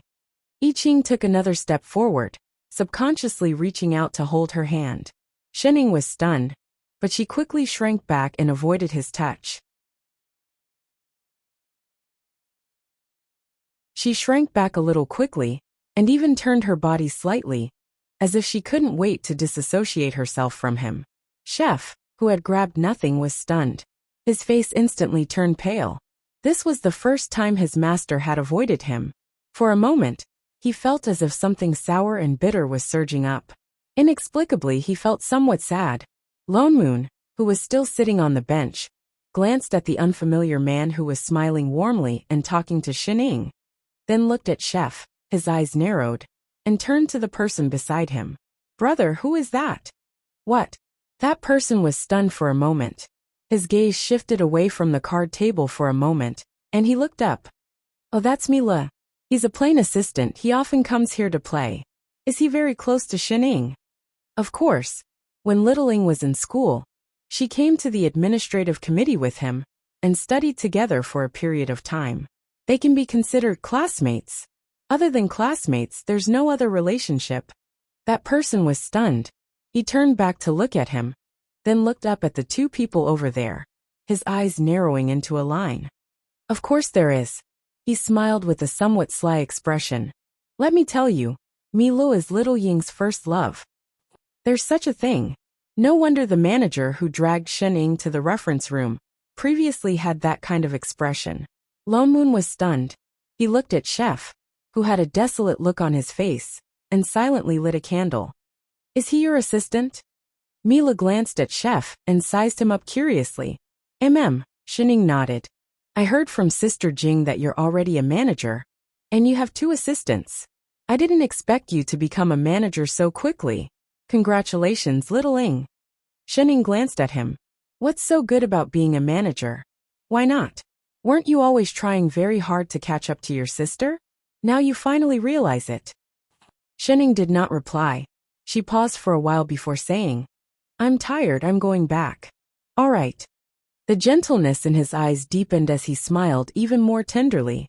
Look for me anytime in the future if you have any problems. If you want to ask your sister about this, you can also tell me in advance. I'll cover for you. Shenning stiffened for a moment. After a while, she chuckled at him and said word by word, Thank you. Ha ha ha. He smiled even more gently. With our relationship, what's there to stand on ceremony for? Shenning then turned and walked away. After a few steps, she realized that there was no one beside her. Chef was standing in the same spot and did not follow. So she turned back and called again. Chef. I Ching was stunned. Then, as if awakened from a dream, he quickly caught up. Master. Let's go home. With that said, she turned back to look at the person holding a stack of notes in front of the table. Father Nyo. Coming. Lone Moon then stood up and smiled brightly at everyone at the table. Seniors, then we'll meet again. Everyone's mouth twitched. The man scratching feet at the side even directly said, Let's not meet again. If they continued to lose, they would even lose their underwear. Oh yes, brother. He could not help but ask. What did you do before you became a manager? He was so good at playing mahjong, and even knew how to take the opportunity to lend money. Nothing much. I just opened a small company. Oh. Then, I accidentally became the richest man. The man scratching feet. Everyone. They cursed in their hearts, not knowing if they should say it. Divine Realm. Master, the pastries are ready. Chef walked over and placed a plate of freshly made pastries on the table. Shenning nodded. Just as she was about to say something, she realized that Chef had already turned back to the kitchen and picked up the spatula to stir fry. However, his gaze was not on the pot. She did not know where he was looking, but he did not move for a long time. Shenning tilted her head and turned to look at Lone Moon. Father Nyo, what's wrong with Chef? Lone Moon was stunned. He followed her gaze and looked. What do you mean what's wrong? Isn't it good? That chili stir-fried meat, he added salt 3 times. Lone Moon frowned. He took a closer look at the person in the kitchen. As if thinking of something, he asked, What's wrong with him? Don't you know? Should I know? Shouldn't you know? Are you a repeater? Chapter 562. Oh yes, how's your information coming along? Lone Moon thought about it and changed the topic. I didn't find anything. Shenning shook her head. She had searched through the entire administrative committee's information room, but there was no information about that monitor. It was as if that title was just Yu Heng's imagination. I helped you ask those managers who play mahjong. Lone Moon glanced at her and said, None of them have heard of that term. Oh. Shenning responded and continued to slump on the chair like mud. What do you plan to do? Nothing. You're not planning to continue investigating? Lone Moon glared at her. There's nothing in the information room. What if that person really made it up? You're just freaking lazy. Didn't you say that this might have something to do with the changes in your body? Maybe. Shenning picked up a piece of pastry and stuffed it into her mouth. She paused. After a while, she put it down again and said, It's just a feeling. But the administrative committee doesn't have it, so I can only ask my sister. She's seen many managers. Then ask. Lone Moon said anxiously. This has something to do with your body. No matter how scared you are, you have to ask your sister. Shenning turned to look at him with an inexplicable look, with an indescribable expression. What? Lone Moon felt goosebumps all over his body. Father Nyo. She suddenly sighed and said, You and Chef are managers now. Nonsense. Didn't you push it to us? Why did she say that? Then do you remember why I came to this plane in the first place? Of course it's to take over the plane. He stopped mid-sentence and widened his eyes. Shenning then continued. I came to take over this plane, but I'm no longer a manager. Other people may not be able to tell, but my sister definitely can. So what do you think my sister will do when she finds out that I have nothing to do with this plane? Catch her back. Definitely and definitely. Lone Moon's expression darkened. Given Shen Jing's level of siscon, she would never let her continue to wander around this plane.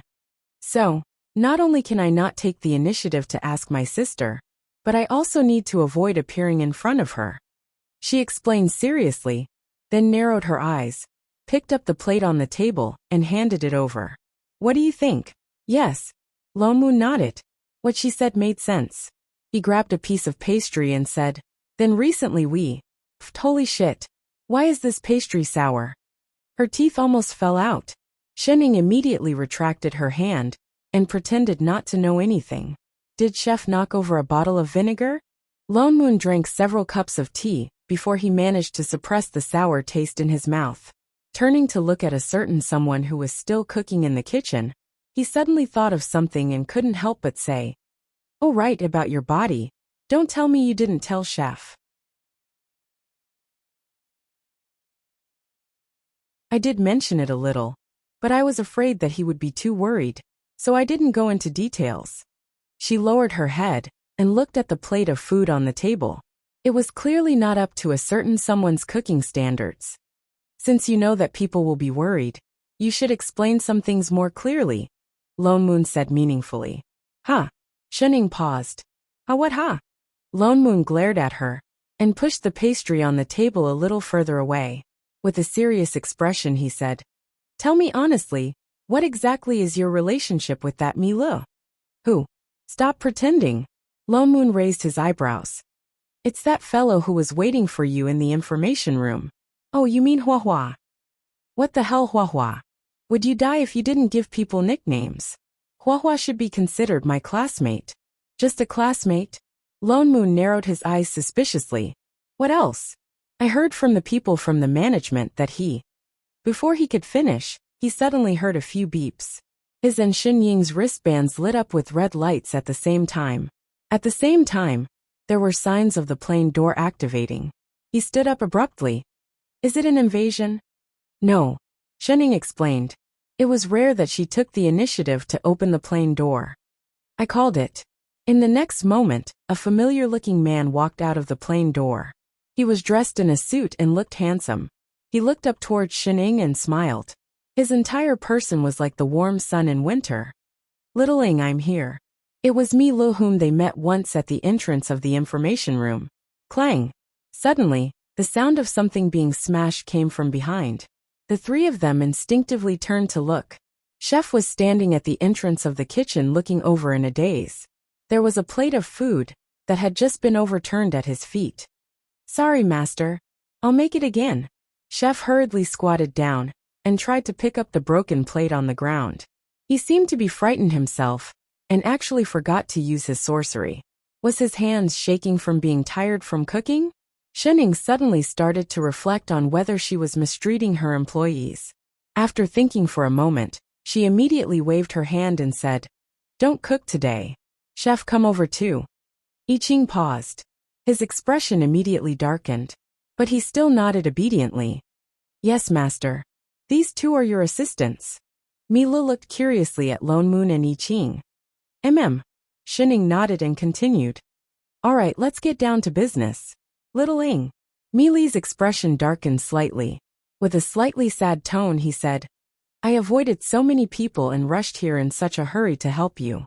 You don't even care about me. You didn't treat me like this in the past. Oh. Shenning glanced at him. You want me to care about you? Mili's body stiffened for a moment.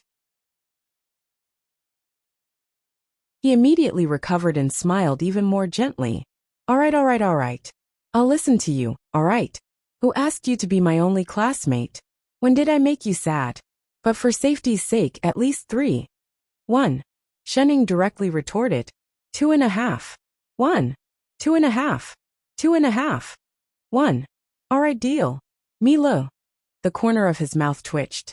A moment later, he sighed and said helplessly, How have I treated you all these years? Don't you know? I only have this little bit of extravagant hope. Can't you agree to it just once? No. Milu panicked. He directly took a step forward and knelt on one knee to pull Xin Ying's hand. Little Ing. Before he finished speaking, Lonmoon and I Ching at the side stood up at the same time. Wait. Lonmoon could not help but interrupt the two. Chef even pulled Xin Ying directly into his arms. Why am I getting more and more confused the more I hear? What are you guys doing? Acting in an idle drama? and the kind that was infatuated with the male lead. You guys are. Mila was stunned. Why hasn't Littling told you about us? She and I are. That's enough. Shenning glanced at him and interrupted. Tell me what happened this time. How do you want me to help you?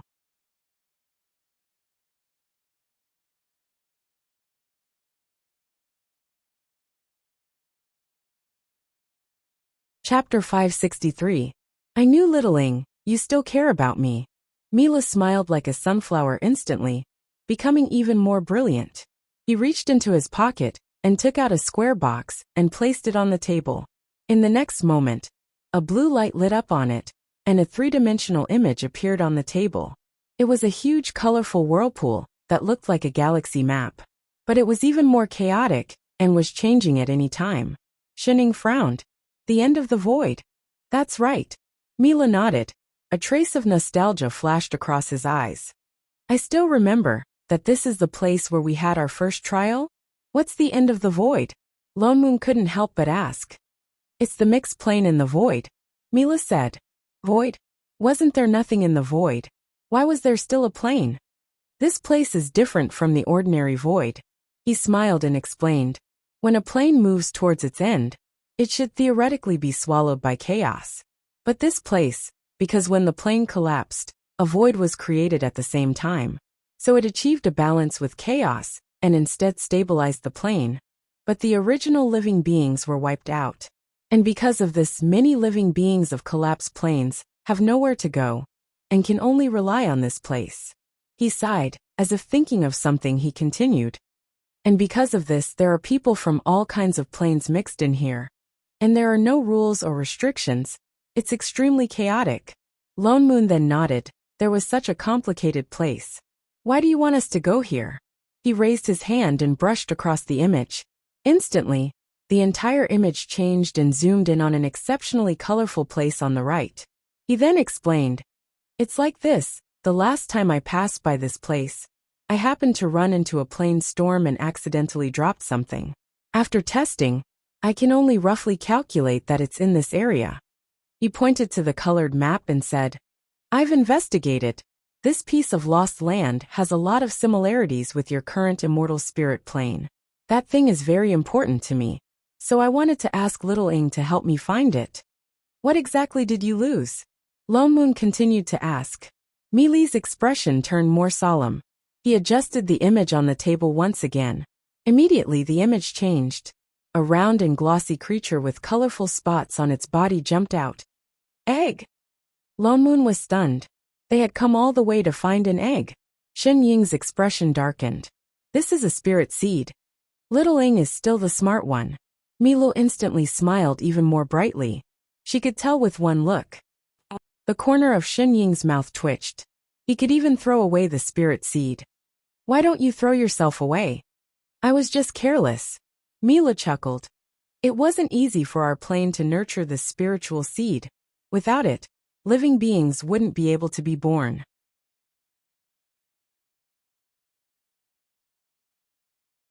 If it weren't for the fact that I've been really busy recently, I wouldn't have been willing to let Littling.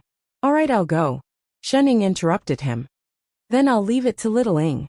The look in his eyes softened. He thought of something and added. The void land is too dangerous. Littling, you must be careful.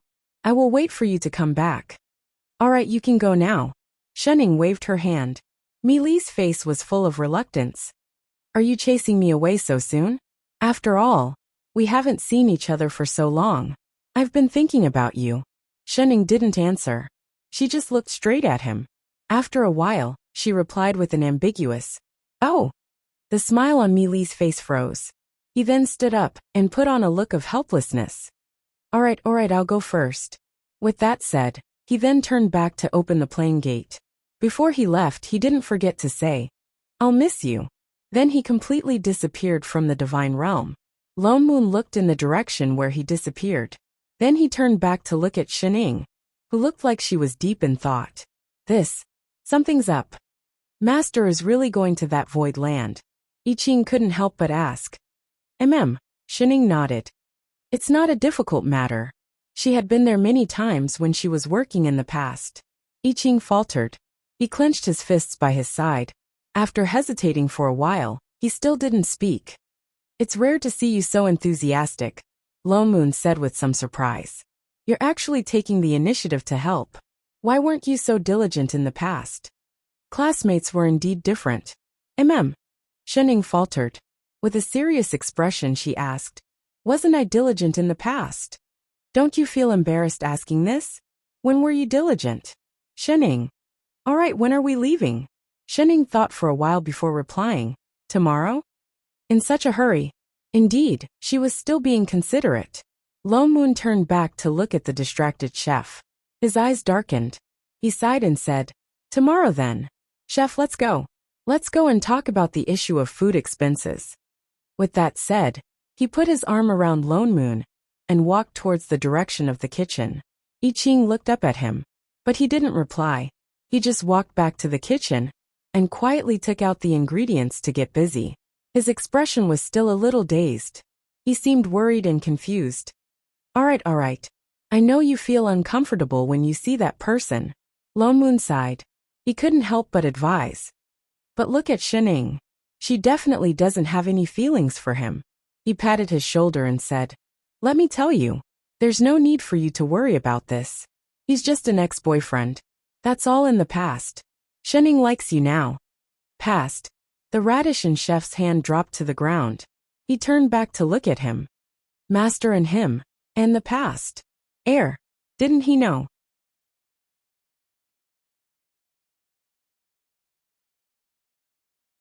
Lone Moon's heart skipped a beat. Did he mess something up? Late at night. Chef. Master. Did I not close the windows tonight? No. Oh, then did I wear too little clothes during the day? No.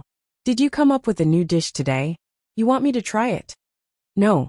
Then Father Neo must have deducted our food expenses again. Not yet. Oh. Shening took a deep breath. Then she asked, then can you explain why you're not sleeping in the middle of the night?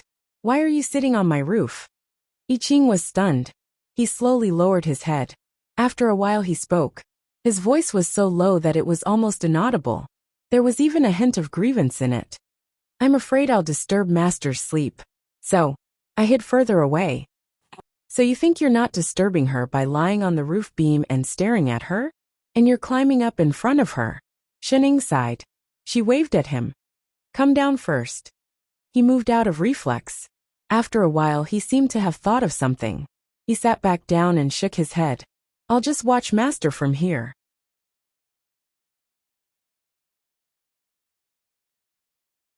Chapter 564. Shening faltered. It was rare for him to be so disobedient. She asked subconsciously, why? His eyes darkened. He opened his mouth to explain, but shook his head after a while. No reason. I just want to look at Master. What reason was that? The corner of Shen Ying's mouth twitched. She rolled her eyes and looked up at the person above. She said seriously, Chef, you look scary standing there. I can't sleep. Why don't you go somewhere else? I Ching faltered. A trace of guilt flashed across his eyes. Then where should I stand? Come down first. I'll tell you. There was no reason not to eat a midnight snack that was delivered to his doorstep. He hesitated for a moment. After a while he nodded obediently. All right. Then he jumped down from the beam. Come here first. Shening waved at him. Here. Yes, come a little closer. He walked all the way to the bedside. A trace of doubt flashed across his eyes. Master, isn't this more? Before he finished speaking, Shening suddenly reached out and pulled him. I Ching felt his body lower. With a flip, he was pressed down on the bed. The next moment he felt warmth on his lips. A piece of softness covered him, bringing with it an aura that made him yearn for it to the bone. His eyes widened. He felt an explosion in his mind. Instantly it went blank. Just as he felt a chill on his chest and heard a faint tearing sound, he found his voice. Master, shut up. Shening kissed him again, directly blocking his mouth. She tore his clothes even faster. No matter what, she had to eat meat today. I Ching felt even more confused. It was as if he was in an illusion, but it was the most beautiful illusion. He was immersed in it and did not want to wake up. His raised hand paused for a moment. Then he unconsciously wrapped it around the person in front of him. The slightly cool night suddenly began to heat up. The room was filled with charm. Shining felt that Chef was good at everything. He just talked too much nonsense. Throughout the night, apart from not being able to react at the beginning, he began to control the rhythm without a teacher. He was indeed a top student. He could draw inferences from one instance. He did not stop the whole night. His mouth did not stop either. As if he was confirming something, he repeatedly called her name and asked all kinds of questions. Master, master, master. Yes. Master, do you like it? Yes. Master, can you say that you like me? Just one sentence. You like me. It's not like that. Master likes me.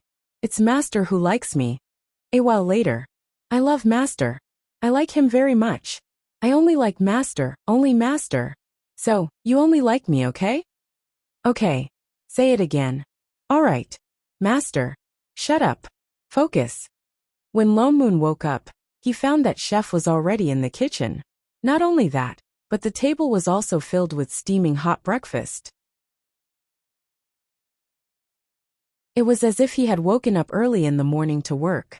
He tentatively picked up a bun and took a small bite. It's not sour anymore. It was soft, sweet, fragrant, and delicious.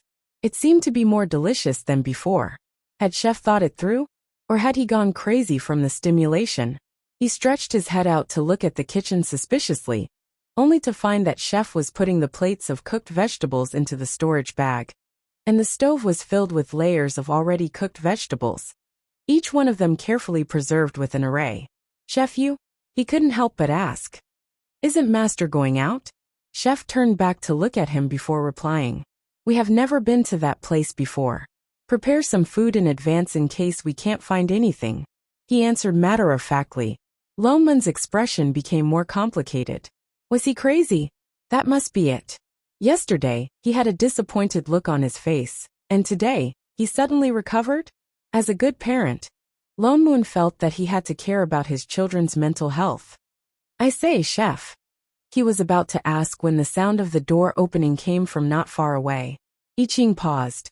He raised his hand and put away all the dishes. He turned and walked out, walking quickly towards the direction of the door. Shening rubbed her eyes and walked out of the house. She still looked lazy.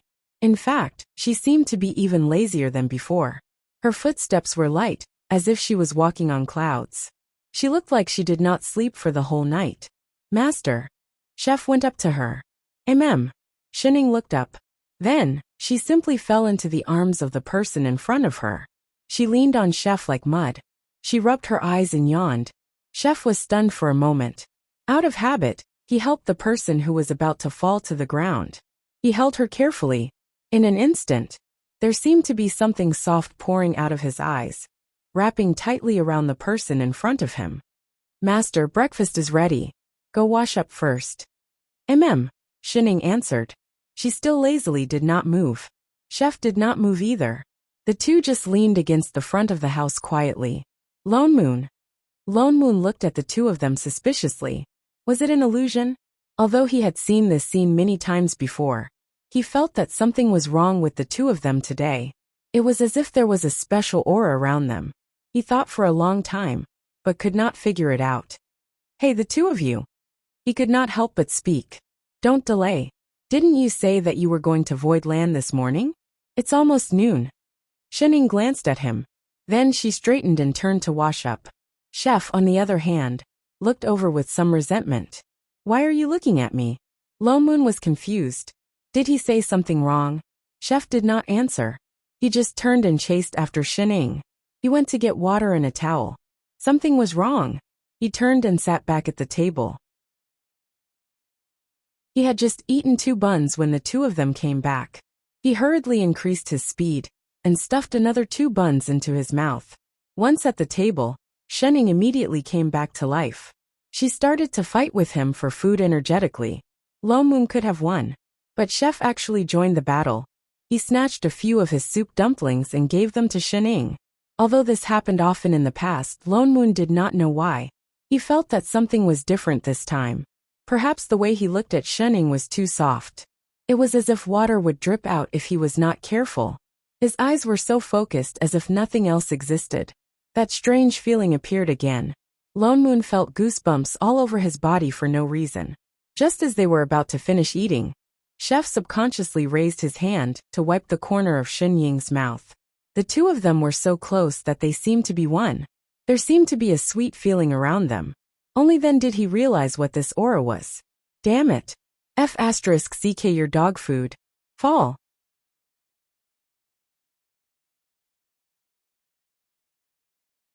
Chapter 565. Hey, that's enough. Lone Moon glared at the two of them. Stop showing off. Showing off so early in the morning. What exactly did you two do last night? He was just asking casually. Shenning did not think much of it, but Chef's face blushed. He stood up immediately and said loudly, as if trying to hide something. No, we didn't do anything last night. This concerns Master's reputation, Father Neo. Don't talk nonsense. Lone Moon. Shenning. Lone Moon's eyes narrowed. He turned to look at Shenning with a look of understanding, giving her a look that told her to be honest. Unfortunately, the old driver opposite was calm. She even calmly took the last bun from under his nose, stuffed it into her mouth in 2 or 3 bites. Then she stood up directly, pulling the red-faced chef beside her who was about to explode. Let's go. Lone Moon stood up and followed. However, the two of them were even more affectionate. Shenning was still all right, especially a certain person who was being pulled along with a blushing face. His entire body seemed to be emitting pink bubbles, and his gaze never left Shenning. It was full of joy, happiness, and shyness? Was it the other way around? Lone Moon was even more curious. He pushed Shenning and said, Hey, what's wrong with Chef? Shenning glanced at him, opened her mouth, but in the end said, You won't understand even if I tell you. Why wouldn't I understand? You look down on single dogs. Look down on. Get lost. Lone Moon glared at her. You don't know how popular I am. The girls who like me can line up a few streets, believe it or not. I can show you in minutes. Why did it feel like he heard a flag being raised? Shenning told them about the spirit seed in advance. In short, the spirit seed was actually the same as their plane original source. It was something that gave birth to the living beings of the plane. It was just that the existence of each plane original source was different. Mealy's plane original source was obviously an egg. So he was right, it was indeed very important to him. So they did not delay much, spent some time after the meal, determined the position of the end of the void, and immediately rushed over. The moment they crossed the planar gate, they only felt a mottled and mixed aura assaulting them. This aura was very strange. There was spiritual energy, immortal energy, divine energy, and other things inside. There was also some completely unknown energy mixed together, as expected of a place that had merged with the living beings of many planes. Even the aura here was so chaotic. This was the first time they had encountered such a chaotic aura, and they couldn't help but be stunned. In the next moment, they suddenly heard a cry for help from the side. Help! Help! I beg you to let me go. Go ahead and shout. Scream as much as you want. No one will come to save you even if you scream yourself hoarse. The three of them. What the hell kind of outdated lines are these? He saw a few people standing in the grass not far to his right. There were 3 men and 1 woman. The 3 men had fierce expressions and weapons in their hands. There was only 1 woman lying on the ground. Her clothes were in tatters and her face was covered in tears. She was looking at the people in front of her in horror. The thinner of the 3 stepped forward with a lewd smile on his face. Sister, why don't you just obediently follow us? As long as you're obedient, I promise that you'll have a good life in the future. That's right. The other man added. Don't worry. We 3 brothers will definitely treat you well. That's right, you're a woman. Why do you have to suffer so much?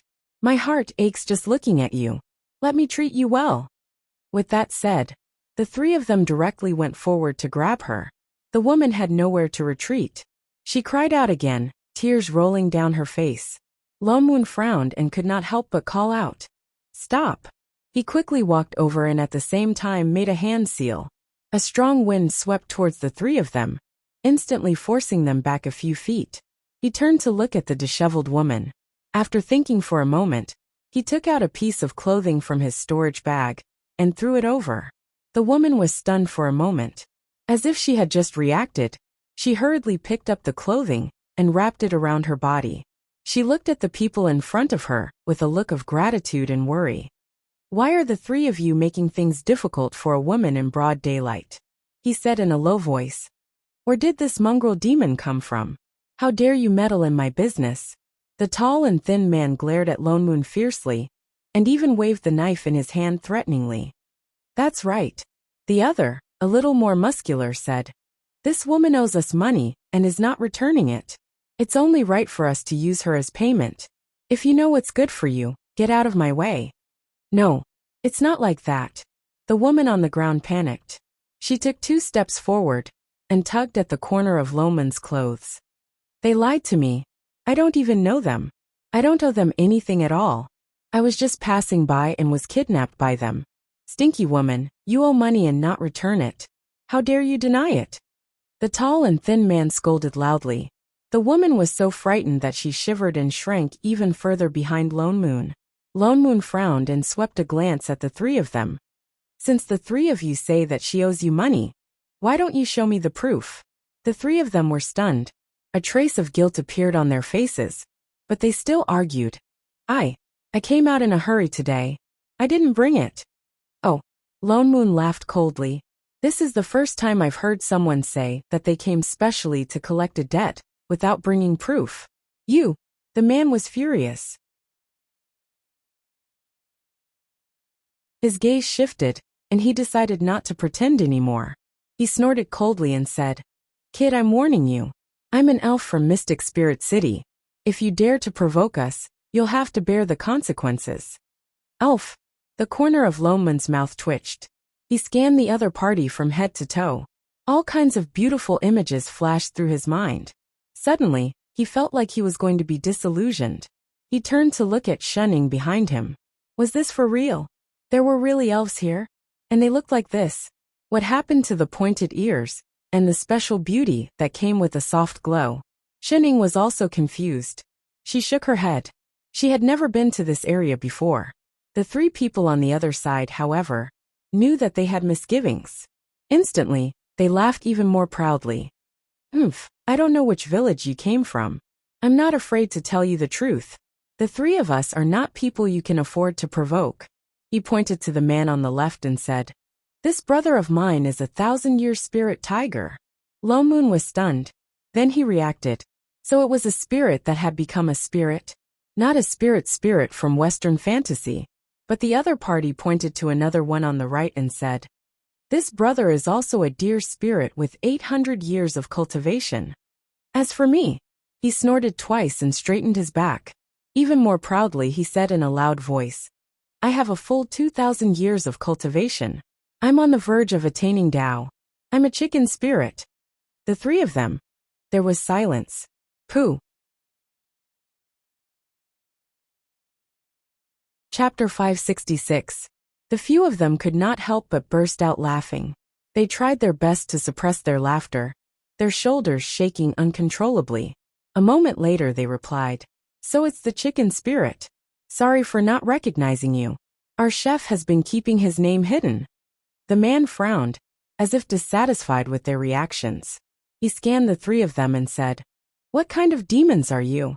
Hurry up and report your identities." "Hello, chicken spirit. I'm the MSG." Shunning raised her hand and replied. The man paused. What kind of spirit was MSG? He had never heard of it. But it was not convenient for him to ask. He turned to Chef in the middle and asked, "And what are you?" Chef faltered for a moment and replied honestly, "I'm human." "Human spirit? You're indeed a bunch of small demons from the countryside." The man's gaze became even more disdainful. He thought that they were really from a remote race. Finally, he fixed his gaze on Lone Moon, who was laughing the loudest. "And you? And what are you?" Lone Moon took a deep breath and turned to the chicken spirit. He twirled the fan in his hand and smiled. "I'm not some demon. I'm a god." The chicken spirit paused and blurted, "You're a god spirit." Lone Moon. #large-scale failure of acting tough. #crazy my ass. You're the crazy one. Your whole family is crazy. Where the hell did you get the word psycho? Don't laugh.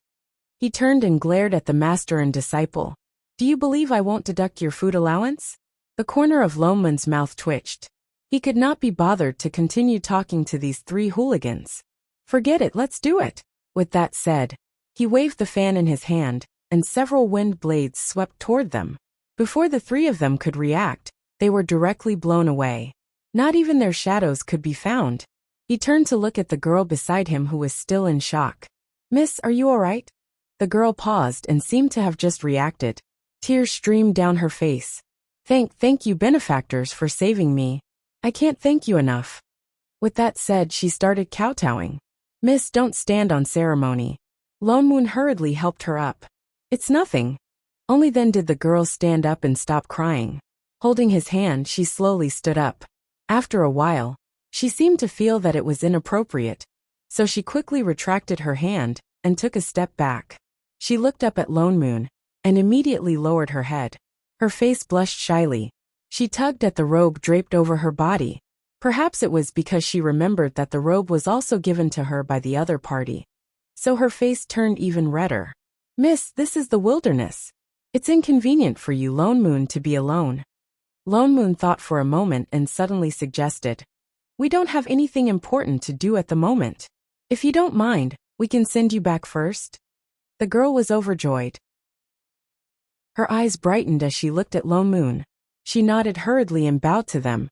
Thank you, young Master Spirit, young Master Human Spirit, and Miss Flavor Spirit. MSG Shuning.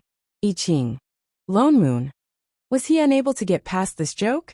The girl's surname was Chu, and her name was Tao. She lived in the Fantasy Spirit City, which was less than 2 miles away. This time, she had met the three robbers because she was out on a field trip. Lone Moon made use of their casual conversation to find out more about the situation. It turned out that in this Fantasy Spirit City, most people were from the Elf Kingdom. The people there were all gremlins who had been cultivating for many years. They were similar to the demons in their plane. It was just that these gremlins did not eat humans and did not have demonic chi on them. They sent Chu Tao all the way back to a huge house in the city. Lone Moon was slightly surprised. He did not expect that the person he saved so casually was from a big family in the city. The moment Chu Tao arrived, more than 10 servants came out of the house to welcome her. Take care, Miss Chu. We won't send you off. Lone Moon cupped his fists and bade farewell. Chu Tao turned back to look at him a few times. She was full of reluctance. Wait, she called out subconsciously. Is there anything else, Miss Chu? Lone Moon asked politely. Do you want to come in for a drink and rest for a while? Although she said you, her eyes kept looking at Lone Moon. Her face started to blush again, and she looked like she wanted to say something. There's no need. We still have things to do. We won't disturb you. Lone Moon rejected her directly. But the girl was a little anxious. She took 2 steps back and looked at them. After a while, she seemed to have thought of something and said, It's getting late. Why don't we stay here and set off tomorrow? Seeing their hesitation, she added hurriedly, You saved me. Take it as a chance for me to repay you. What do you think? Lone Moon tightened the fan in his hand. Seeming to have thought of something, he nodded and said, Thank you, Mississippi. Chu Tao was overjoyed. She quickly took a step back. Young Master Vixen, please. The 2 of you, please. Lone Moon stiffened. What freaking young Master Vixen? Actually, my name is Lone Moon, he said in a low voice. Chu Tao paused. She seemed to have thought of something. Her face turned even redder.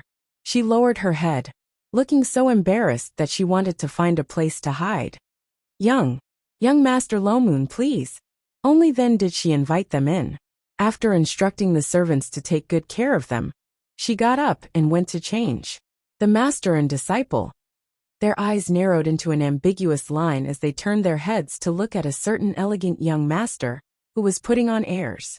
What are you looking at? Lone Moon glared at them. Father Neo, so you're good at flirting too? Who's flirting? He poured a cup of tea and pushed it to Shinning out of habit. I'm just staying. It's convenient for me to find out more about the spirit seed. Oh. *2 Get your flirting lines back. He glared at them again. What's more, there are so many people who like me. I can't do anything about it. You've fallen for Sister Chu. Shening leaned in closer to him. What nonsense are you talking about? Of course not. Then you stay. Find out more. You can find out more anywhere. Lone Moon immediately gave them a look as if they were retarded. Nonsense. It's our first day here. We don't have anything. We don't even know what currency is. If you don't stay here because you saved our lives, do you want to sleep on the streets? Shening. I Ching. That made so much sense. The poor guy had nothing to say to that. The few of them did not stay in the living room for long. In less than an hour, Chu Tao returned. She had changed into a long pink robe. She looked much better than when she was in a sorry state. One look, and you could tell that she had put in a lot of effort. She had also changed her hair into an exquisite bun. There was a string of fine tassels hanging from the bun. With every step she took, the tassels swayed. They were especially eye-catching under the sunlight. Sorry to keep you waiting. She smiled and bowed to them. Miss Chu, you're too polite. Lone Moon smiled and replied. Out of habit, he began to flatter each other. All kinds of pleasantries came out of his mouth. But it was only Father Nyo who was like this. Chu Tao's expression became more and more gentle as she looked at him.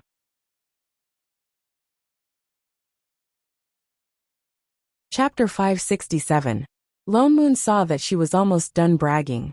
He suddenly remembered something and said, Oh yes, Miss Chu, you are a local. You must be more well-informed than us. Coincidentally, we have a favor to ask. I wonder if Miss Chu would be willing to help us? What is it? Chu Tao paused and asked hurriedly. Princess Lone Moon, don't worry. I am indebted to you. If you need my help, I will definitely do my best to help. It's not that important. Lone Moon smiled politely. He was just thinking about how to bring up the matter of the spirit seed, without anyone noticing. Shening, who was beside him, suddenly took out the image left by Lumi instantly. A colorful egg-shaped image appeared. We are looking for this. Have you seen it before? Cough cough. Lone Moon was almost scared to death. He coughed a few times. He turned and glared at her. Why did you freaking say it out loud? Isn't the spirit seed very important? This. Chu Tao took 2 steps forward as something flashed across her eyes. After a while, she hid it and replied with a smile. I've never seen an egg like this before. I'm sorry that I can't help you. Oh. Shening kept it. Chu Tao continued to exchange pleasantries with them. Perhaps because of the time difference, the sky slowly darkened. Chu Tao treated them to a sumptuous dinner. Then, she reluctantly instructed the servants to bring them to the guest room. Shening, why did you take out the spirit seed so directly? When they reached the guest room, Lone Moon asked seriously.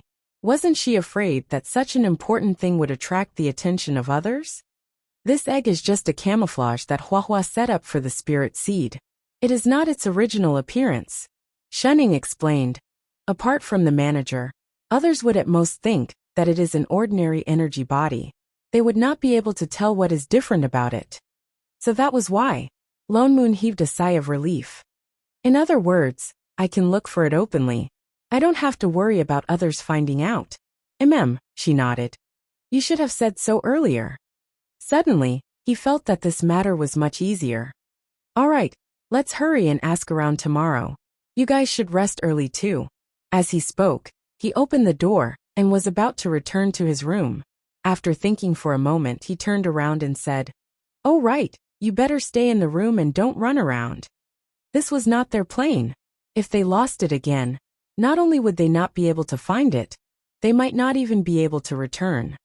Oh, seeing that he and Chef were about to leave, she suddenly thought of something and added, Don't worry, Chef is watching me. With that said, she quickly pulled Chef, who was about to leave, back. Lone Moon glanced at Chef, who was being dragged back, then looked at Shening and nodded seriously. Then he turned and went back to his own room, not noticing Chef's red face. The next day. Perhaps it was because Chef was watching her well. Shening was unusually well-behaved for once. Although she woke up a little late, she did not get lost. However, where's Father Nyo? The master and disciple looked at the empty, quiet, and tidy room, that seemed as if no one had ever lived in it. For a moment they couldn't react. Had Father Neo really made up his mind to cut off all ties with them? Master? Chef's face was still a little red as he turned to look at his master. Look around. Chef nodded and released his divine perception to look around, only to find that not only Father Neo was gone, everyone in the house was gone, including those servants who were everywhere yesterday, and that girl called Chu Tao. The two were shocked. They looked around the yard, and indeed did not see a single person. How could this be? Chef was stunned. Although last night he was a little distracted, but it was not to the extent that he did not notice a trace of so many people leaving. What's that? Shenning suddenly reached out and pointed to the left. Chef walked closer and saw that there was a special-shaped leaf on the ground. It looked like a little green person. He used his divine perception to investigate and found that there was a faint remnant of a special aura inside. It seemed to be spirit chi. He frowned and directly injected a stream of spirit chi into it. The leaf grew bigger instantly, and in less than a second, it condensed into a human shape. It became a little demon dressed in a green robe. It just looked around with some confusion. Where is this? Chef was shocked. He went forward to grab this little demon and checked its meridians. He found that apart from its weak aura, it was indeed a little demon that had just become a demon. It could become a demon just by absorbing a bit of spirit chi. This was too strange. But it could not maintain this state for long.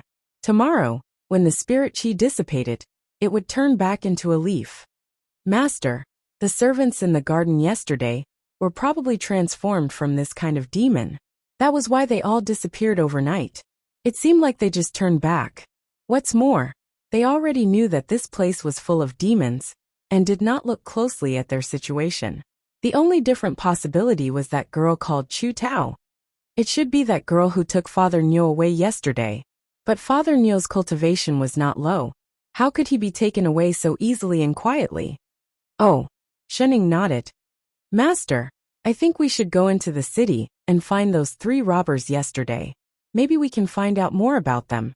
If she really took Father Neo away, then the scene yesterday must have been deliberately arranged by her. But for what purpose? Shenning did not object. She directly followed Chef out of the residence. Then they asked around in the city, but there were no clues at all. And she heard from the people nearby that the courtyard they stayed in yesterday was originally for rent. The owner of the courtyard was from Lingi City. The people staying there often changed, and there was no trace of the 3 people from yesterday. The clues seemed to have suddenly stopped. Seeing that they were getting closer, Shenning and I-Ching decided, eat first. The others were fine, but Father Neo did not need to worry. And with his cultivation, even the most powerful little demon would not be able to hurt him at all. And when it came to finding people, Father Neo was the professional. So after looking around without any news, the master and disciple made a wise decision. They would wait for Father Neo to come back and find them. They would just wait for his parents to come and pick him up. Feeling at ease, the 2 of them stayed in the empty courtyard for a few days. And because Chef's stock was sufficient, they did not need to worry about food. Until a few days later, the owner of the courtyard came to collect the house. They had no choice but to end their days of waiting for people to pick them up. Master, I've asked around. The currency used here is void coins. Spirit stones, immortal stones and silver are not used. I-Ching looked at Shenning guiltily. He was really not good at making money. We don't have a place to stay today, but there's still no news of Father Neo in the city. Why don't we? Or look around. He had been lost for a few days.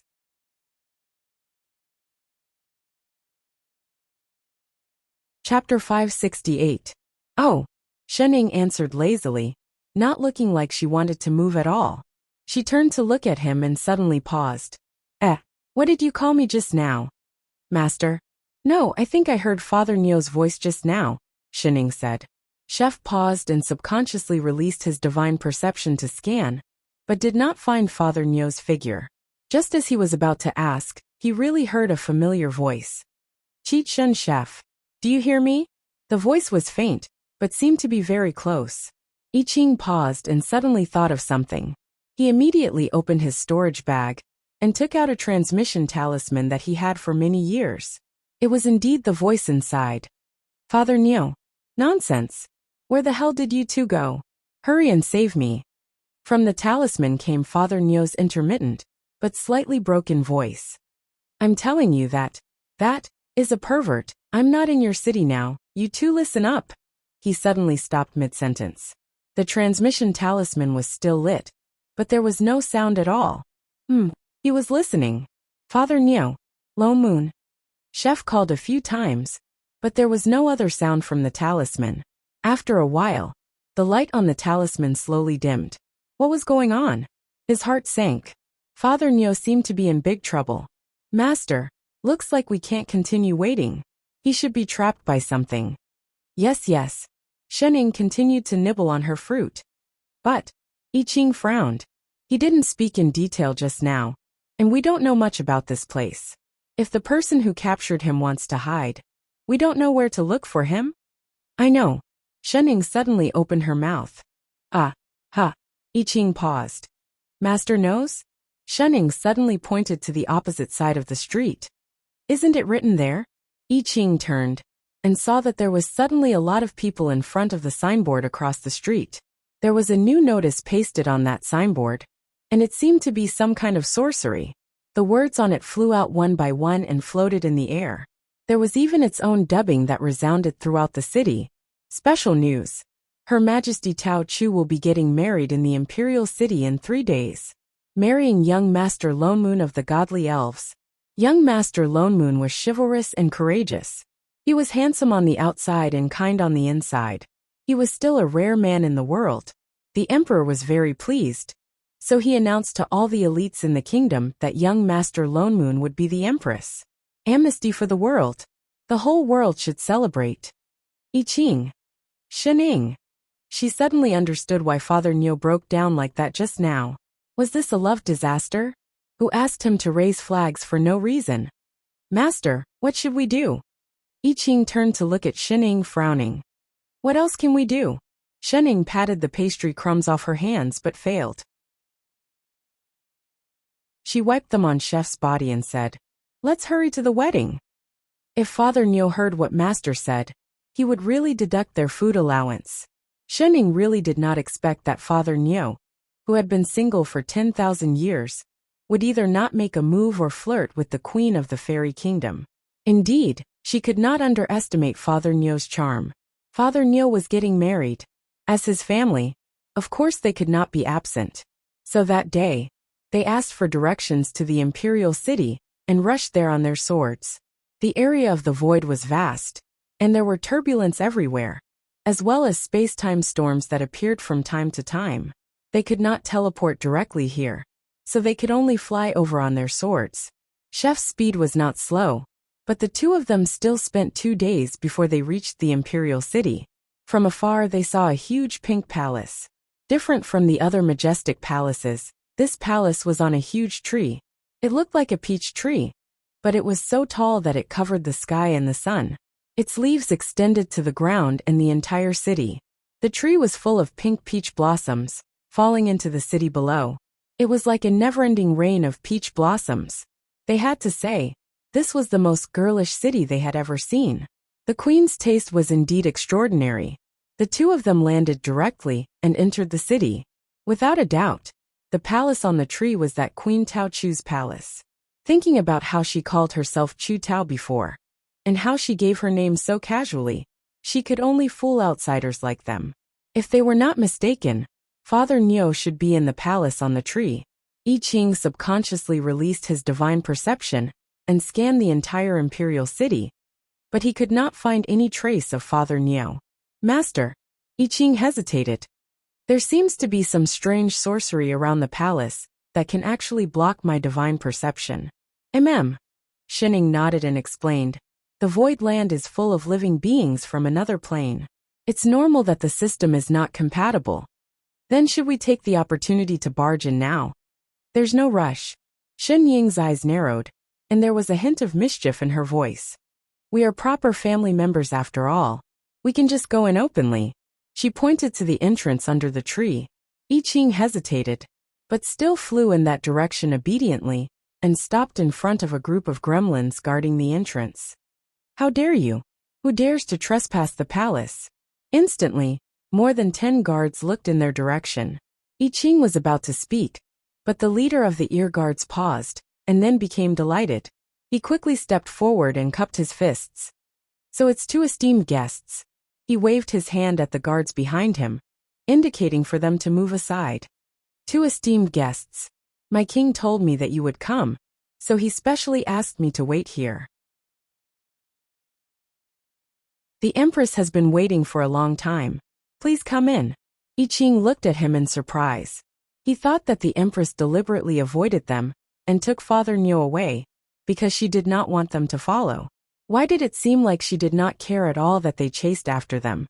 "Master." He was a little hesitant. No matter how he looked at it, there was something wrong. "Let's go." Shening did not care at all, and directly followed. I Ching had no choice but to hurry up and follow. They walked all the way to a cave under the big tree. They passed by a few teleportation arrays, but they were completely different places. In a short while, they were already standing in front of the group of pink palaces. There were no traps or dangers along the way. It was as if the Empress really welcomed them. "2 esteemed guests, please." The guard leading the way stopped at the entrance of the main hall. "Her Majesty the Empress is already inside." I Ching was even more confused. He subconsciously grabbed Shenying's hand, and then walked in. The inside of the palace was similar to the outside. There was also a thick layer of peach blossom petals everywhere. There were also various kinds of translucent veils hanging on both sides. When the wind blew, they floated like clouds, like a dream. Chapter 569. "The 2 of you are finally here." A familiar female voice came from the front. Tao Chu was sitting on the throne in the middle of the hall. She still looked the same as before, but there was an additional mark of a peach blossom on her forehead. She was wearing a pink formal dress, but she was leaning against the bosom of someone next to her, which made her look even more seductive. And the person next to her was Lone Moon. He was looking down at the woman in his arms. His eyes were so focused and gentle that he did not even notice the 2 people who came in. "Father Niu," I Ching called out subconsciously. Only then did the people in the seats of honor turn around and look at the 2 of them. But in an instant, he looked down at the person in his arms again, as if he could not bear to look away. "I thought you would not make it for our wedding." Tao Chu, on the other hand, stood up and looked at the 2 of them in surprise. "Thank goodness you made it in time." "Little Chu," Lone Moon called out softly. He picked up the cloak that had fallen on the throne and gently put it on Tao Chu. "Be careful not to catch a cold." Tao Chu turned back and smiled. "Thank you, husband. What are you thanking me for? If you catch a cold, I will be the one who will feel bad." Tao Chu looked at him coquettishly and snuggled into his arms again. In an instant, the whole hall was filled with the smell of dog food. The master and disciple both shivered and got goosebumps. Shening could not help but scratch her arms. So this was how it felt to be fed dog food. "The 2 of you." I Ching looked back and forth between the 2. Only then did they come back to their senses. Tao Chu became even more shy. She looked at Lone Moon lovingly and said, "It's my fault. I haven't told the 2 of you yet. Young Master Lone Moon and I love each other, and we have already promised to marry each other. Tomorrow is our big day.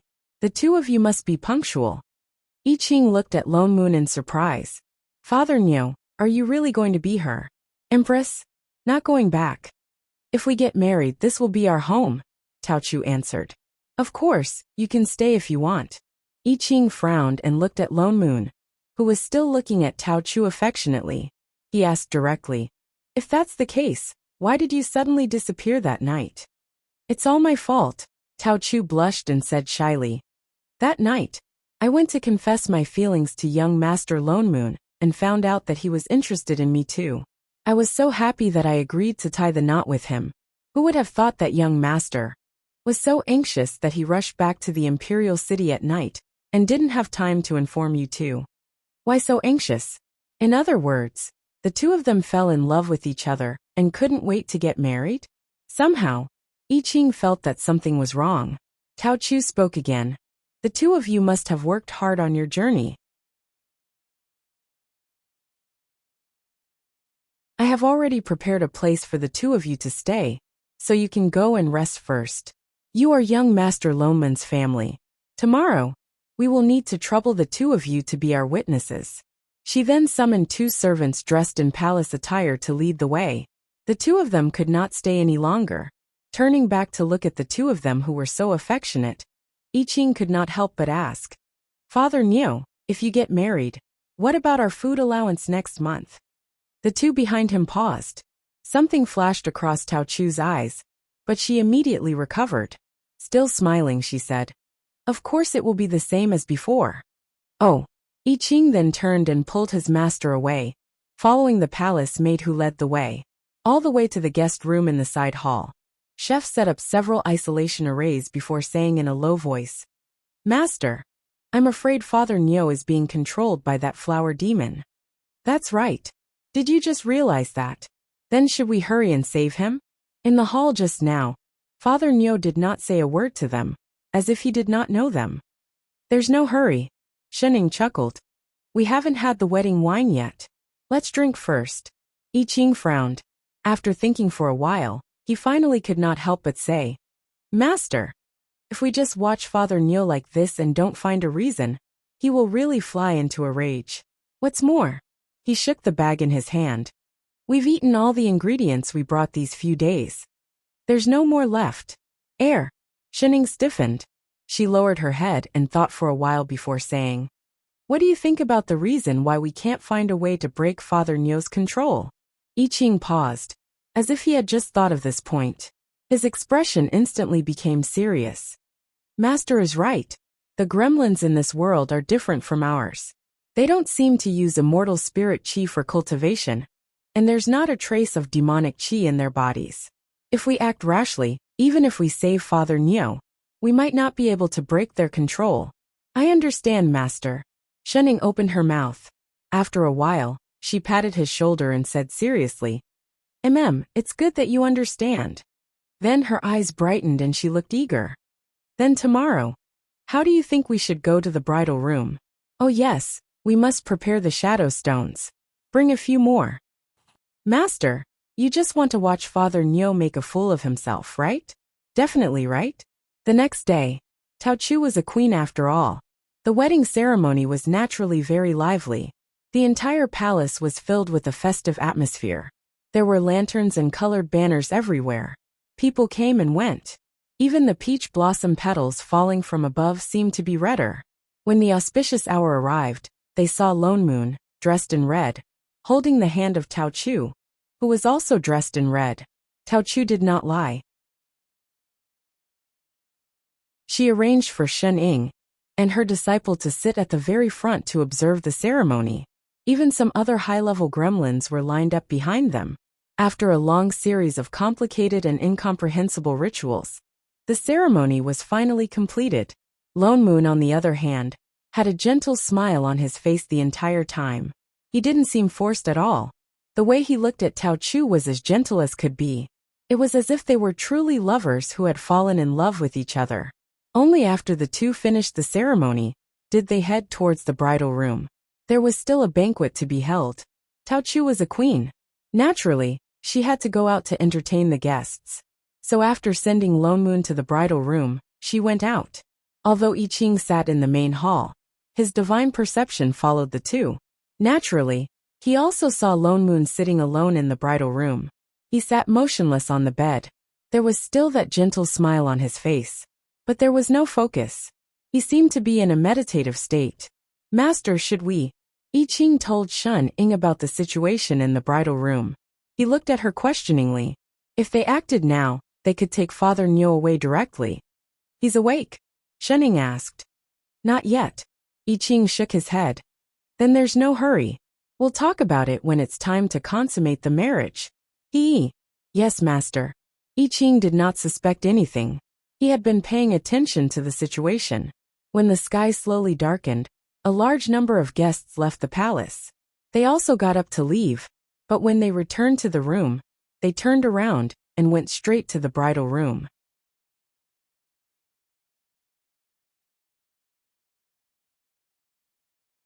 Chapter 570. Quick, quick, quick, shadow recording stone, shadow recording stone. Shening nudged Chef beside her. I Ching took out 2 stones with the ray formations imprinted on them. He thought for a moment and set up a concealment array around the 2 of them. Then he imitated his master and leaned against the window sill to look into the room. Father Nyo was still sitting motionlessly on the bed. Even the smile on his face did not falter. Until the door creaked. Someone pushed it open. It was Tao Chu. She was still dressed in her bright red wedding dress. She swayed her body as she walked towards the person on the bed. Lone Moon, who had been sitting in a daze, finally reacted. He stood up and walked over to her. He held her hand, and they sat together on the bed. Husband. Tao Chu lowered her head and leaned against Lone Moon's shoulder. Her whole body was in his arms. Little Chu. Lone Moon looked at the person in his arms affectionately. We are finally husband and wife. Tao Chu blushed and leaned even closer. She said coquettishly, Then I am the only one in your heart. Of course, Lone Moon replied. Do you really like me? Tao Chu asked again to confirm. Of course. I don't believe you. She suddenly stood up straight and turned to look at him with a complicated expression. After a while, she said seriously, Husband, I want to hear your true feelings. With that, she suddenly flicked her sleeves at Lone Moon, as if taking something back. The next moment Lone Moon, who had been staring intently at Tao Chu, had a flash of clarity in his eyes.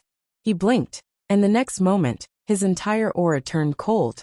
All the affection and sweetness in his body disappeared. Like a spring, he sprang up and his voice rose several octaves as he blurted out. Are you crazy? Husband, I really want to spend the rest of my life with you. Tao Chu looked at him with a wronged expression. As long as you promise me to stay, I won't treat you like this again, all right? With that said, she leaned towards him again. What are you trying to do? Lone Moon's face paled. He wanted to jump up. Get lost. But Tao Chu was one step faster. She pulled him back and pressed him down on the bed. Her hand was already reaching for his belt. Wow, was it really that exciting? A tyrant taking the bait. Shening, who was lying on the windowsill, widened her eyes. She hurriedly pointed inside and said, Chef, hurry. Yes, master. Before she could finish, in the next moment, Chef had already rushed in with a bang. Only then did Shening finish her sentence. Quick, record it. On the other side, Chef had already flipped Tao Chu off the bed and threw her out mercilessly. Holy shit, Chef, you're finally here. Lone Moon crawled out of bed, his face still full of anger. What's wrong with you? Chef glanced at him, only to realize that there was a layer of strange aura surrounding him, directly sealing the immortal chi in his body. I don't even know what that pervert fed me. Lone Moon said angrily. I can't use any spells at all. Chef did not have time to let him examine her. Tao Chu, who had fallen to the ground, had already climbed to her feet. She looked back at him with tears in her eyes and said in a very aggrieved male voice, Husband, how could you do this to me? Wait a minute. A male voice. I Ching paused and looked seriously at the person who had fallen to the ground. Suddenly his body shape changed. His arms became thicker, he became taller, and his face even grew a beard. This was a man. Shening, who had come in at some point, and together with Chef, they turned to look at Lone Moon meaningfully. At the same time, they let out a long sigh. Wow. What are you looking at? Lone Moon glared back at them. What the hell was with that look? I only found out after I was brought here that she would turn into a man at night. And she's a peach blossom demon. Plants are hermaphrodites in the first place. His taste was not that strong. Husband. The man on the ground cried out even more pitifully. Shut up. Lone Moon exploded. Who the hell is your husband?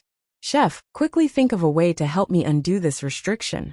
I'm going to destroy this disgusting thing. Husband, I'm so infatuated with you. Why do you have to hate me so much? Tao Chu was even more upset.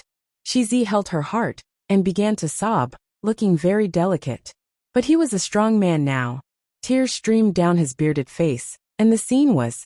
Ere Lone Moon felt his stomach churn.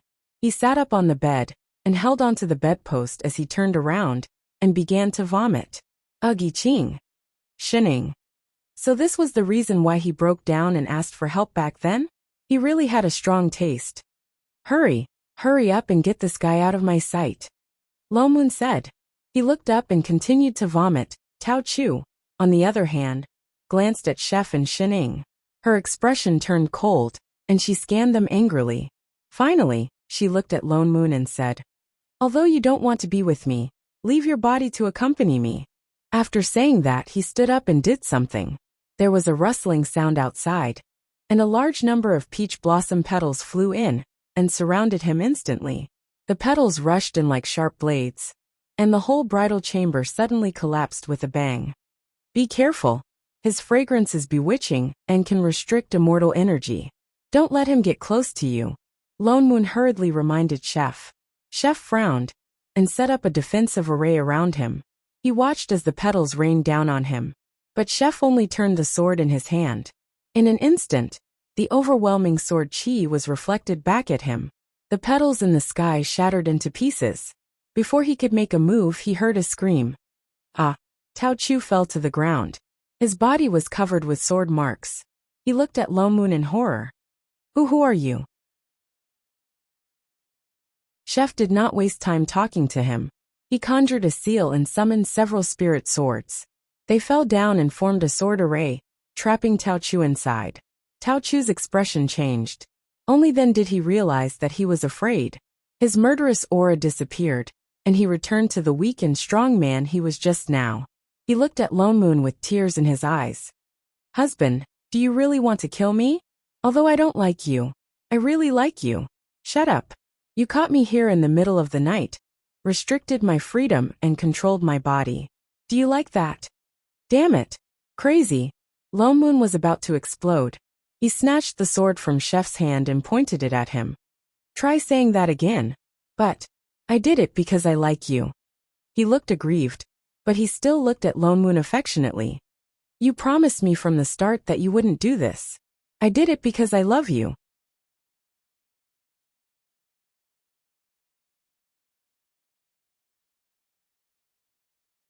Chapter 571. Quick. Shadow recording stone. Shening nudged Chef beside her. I Ching took out 2 stones with array formations imprinted on them. He thought for a moment and set up a concealment array around the 2 of them.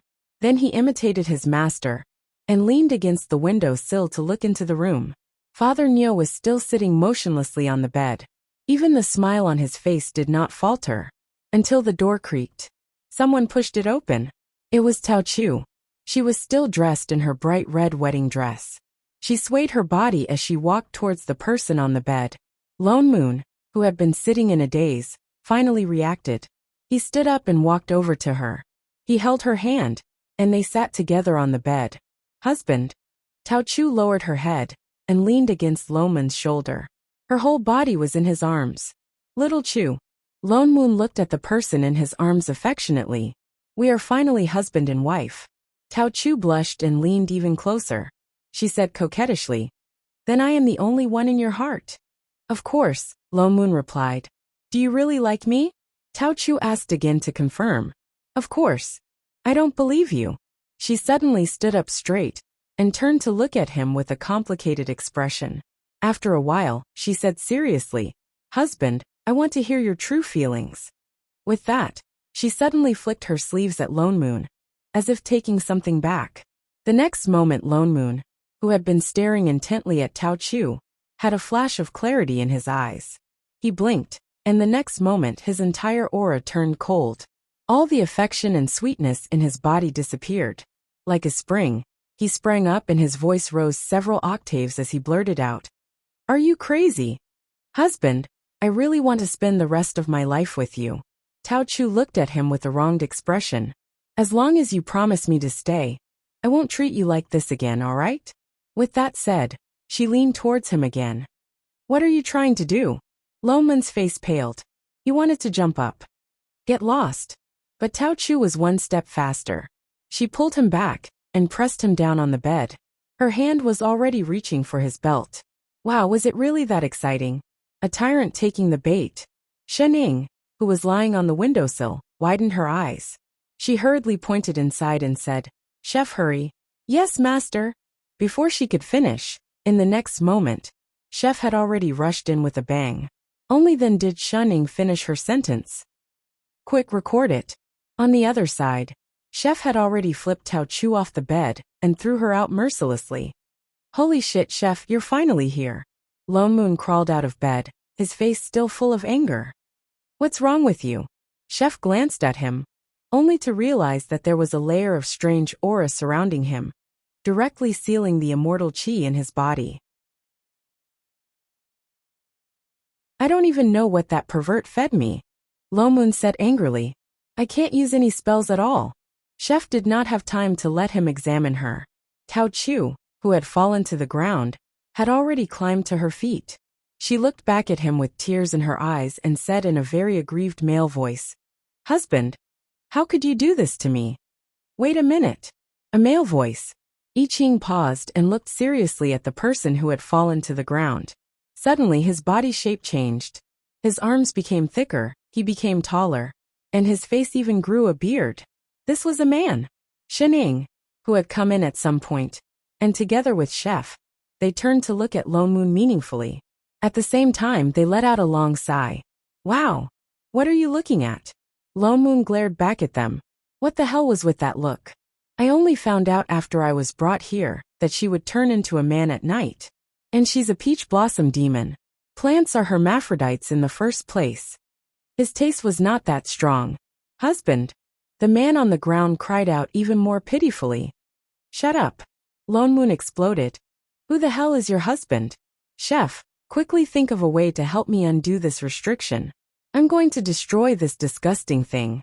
Husband, I'm so infatuated with you. Why do you have to hate me so much? Tao Chu was even more upset. Shizi held her heart and began to cry, looking very delicate. But he was a strong man now. Tears streamed down his bearded face. And the scene was, ere Lone Moon felt his stomach churn. He sat up on the bed and held onto the bedpost as he turned around and began to vomit. Ugh, I Ching. Shunning. So this was the reason why he broke down and asked for help back then? He really had a strong taste. Hurry. Hurry up and get this thing out of my sight. Lone Moon said. He looked up and continued to vomit. Tao Chu, on the other hand, glanced at Chef and Shening. Her expression turned cold, and she scanned them angrily. Finally, she looked at Lone Moon and said, Although you don't want to be with me, leave your body to accompany me. After saying that, he stood up and did something. There was a rustling sound outside, and a large number of peach blossom petals flew in and surrounded him instantly. The petals rushed in like sharp blades, and the whole bridal chamber suddenly collapsed with a bang. Be careful. His fragrance is bewitching and can restrict immortal energy. Don't let him get close to you. Lone Moon hurriedly reminded Chef. Chef frowned and set up a defensive array around him. He watched as the petals rained down on him, but Chef only turned the sword in his hand. In an instant, the overwhelming sword chi was reflected back at him. The petals in the sky shattered into pieces. Before he could make a move, he heard a scream. Ah! Tao Chu fell to the ground. His body was covered with sword marks. He looked at Lone Moon in horror. Who are you? Chef did not waste time talking to him. He conjured a seal and summoned several spirit swords. They fell down and formed a sword array, trapping Tao Chu inside. Tao Chu's expression changed. Only then did he realize that he was afraid. His murderous aura disappeared, and he returned to the weak and strong man he was just now. He looked at Lone Moon with teary eyes. Husband, do you really want to kill me? Although I don't like you, I really like you. Shut up. You brought me here in the middle of the night, restricted my freedom, and controlled my body. Do you really like that? Damn it. Crazy. Lone Moon exploded. He snatched the sword from Chef's hand and pointed it at him. Try saying that again. But I did it because I like you. He looked aggrieved, but he still looked at Lone Moon affectionately. You promised me from the start that you wouldn't do this. I did it because I love you.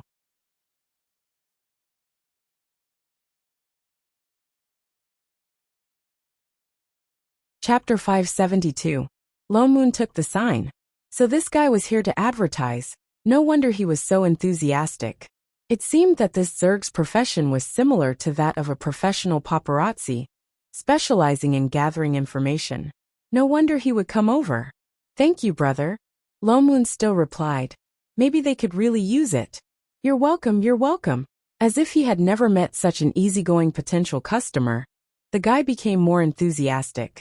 He suddenly thought of something and said directly, "Oh right, have you heard of the United Competition in Immortal Spirit Academy recently?" United Competition? Lone Moon was stunned. You don't know. He looked at the two of them with some surprise. But this is not a big news. Seeing that we are fated, I will tell you. Don't worry, this news is not worth money. He chuckled and started explaining to the two of them with a marketing spirit.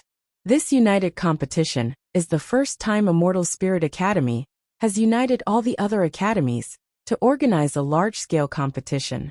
All the academies will be represented to participate. I heard that the rewards are quite generous. Oh. Lone Moon looked surprised, but in his heart, he was thinking about how to take advantage of this competition to sneak in and find the spirit seed. You don't believe me? Immortal Spirit Academy has put in a lot of money for the rewards of this competition. The champion can get a treasure with high energy purity. Oh, I still have the picture of that treasure. He thought of something and suddenly turned around to take out a scroll. He said mysteriously, I went through a lot of trouble to get this. Come, let me show you. He directly opened the scroll, revealing a colorful egg-shaped picture. Spirit seed. Lone Moon was shocked and exchanged a look with Chef opposite him. He didn't expect the spirit seed to be the prize of Immortal Spirit Academy's United Competition. It really didn't take any effort to get it. Brother, you are really knowledgeable.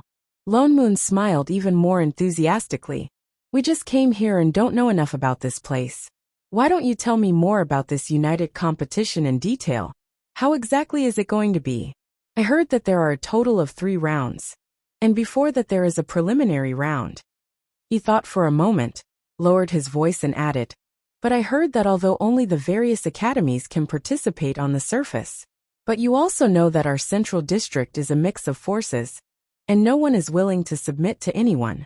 Therefore, many forces directly raised the banner of various academies, hoping to use the name of this competition to compete with each other.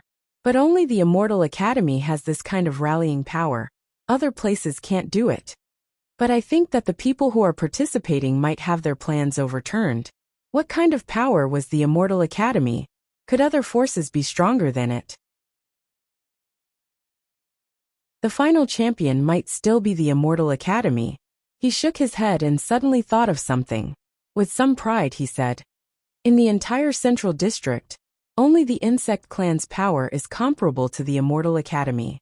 But our buggies have always had a good relationship with the Academy, so we don't need to participate in this kind of competition. So brother is also from a famous family. Lone Moon complimented him. What is this? The other party had a look of indifference on his face. Our insect race used to be in existence that could sweep across the plains. Unfortunately, we encountered a great demon king later on, causing our race to almost be wiped out. Fortunately, our queen had the foresight to hide in the end of the void, which gave us a chance to breathe. Things are no longer the same as before. His body shuddered as if he had thought of something terrifying. Lone Moon was stunned for a moment and subconsciously asked, what great demon king? The young man's face turned green, as if it was a taboo. Even his voice lowered a few degrees. Actually, I also heard it from those of the same race in the past. Our insect race used to be very prosperous. Half of the plain was our race's territory. Suddenly one day, a person came, and without saying a word, she directly started a massacre. Many of our people died in her hands. Even our queen was scared, and escaped all the way to the end of the void before getting rid of her. Even the current speed of production was affected. Our race's population has been unable to increase, and we lost many brothers and sisters. So their people were all born by the queen? I heard. His voice became even lower, and he said with a look of horror, a few hundred years ago, someone even saw that great demon king in the end of the void? I don't know if she came to kill our race. Just thinking about it is scary. Why did this setting sound a little familiar? Lone Moon subconsciously asked. I wonder who this person is, brother? Have you seen her before? I was born too late, Of course I haven't seen her. But we insects all have a heritage. As long as we see her, I should be able to recognize her. He took a deep breath and said, oh yes, she has a scary name called Shening. Lone Moon. I Ching. Holy shit, it really is her, hey? Wait a minute. This insect, could it be that when Shening was 5 years old, Shen Jing threw her to the mother planet of the insect race to train? They escaped here? Isn't this world a little too small? The two of them looked at a certain insect at the same time, emitting sympathetic looks. But the other party did not seem to feel anything, as if still immersed in the fear of the great demon king, and even his interest in talking decreased. I have to continue working.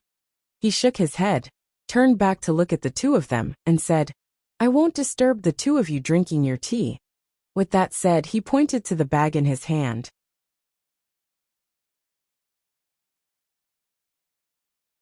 Only then did the two of them see that inside was a bag, the same kind of wooden tablet that was handed to Lone Moon just now. So he was giving out leaflets. Then thank you for the reminder, brother, Lone Moon replied.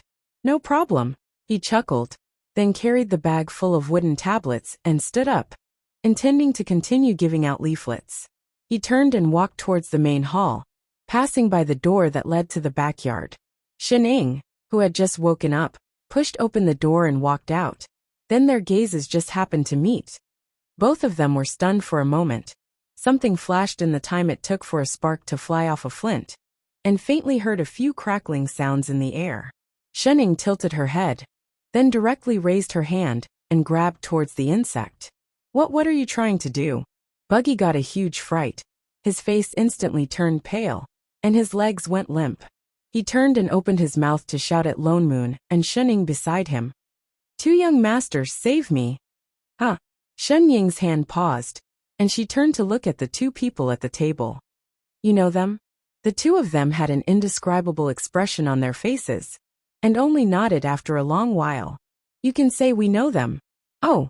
Shening once again turned to look at Buggy in front of her, then reached out to pinch the two antennae on its forehead, and directly tied them into a butterfly knot, before turning to walk to the table and sit down.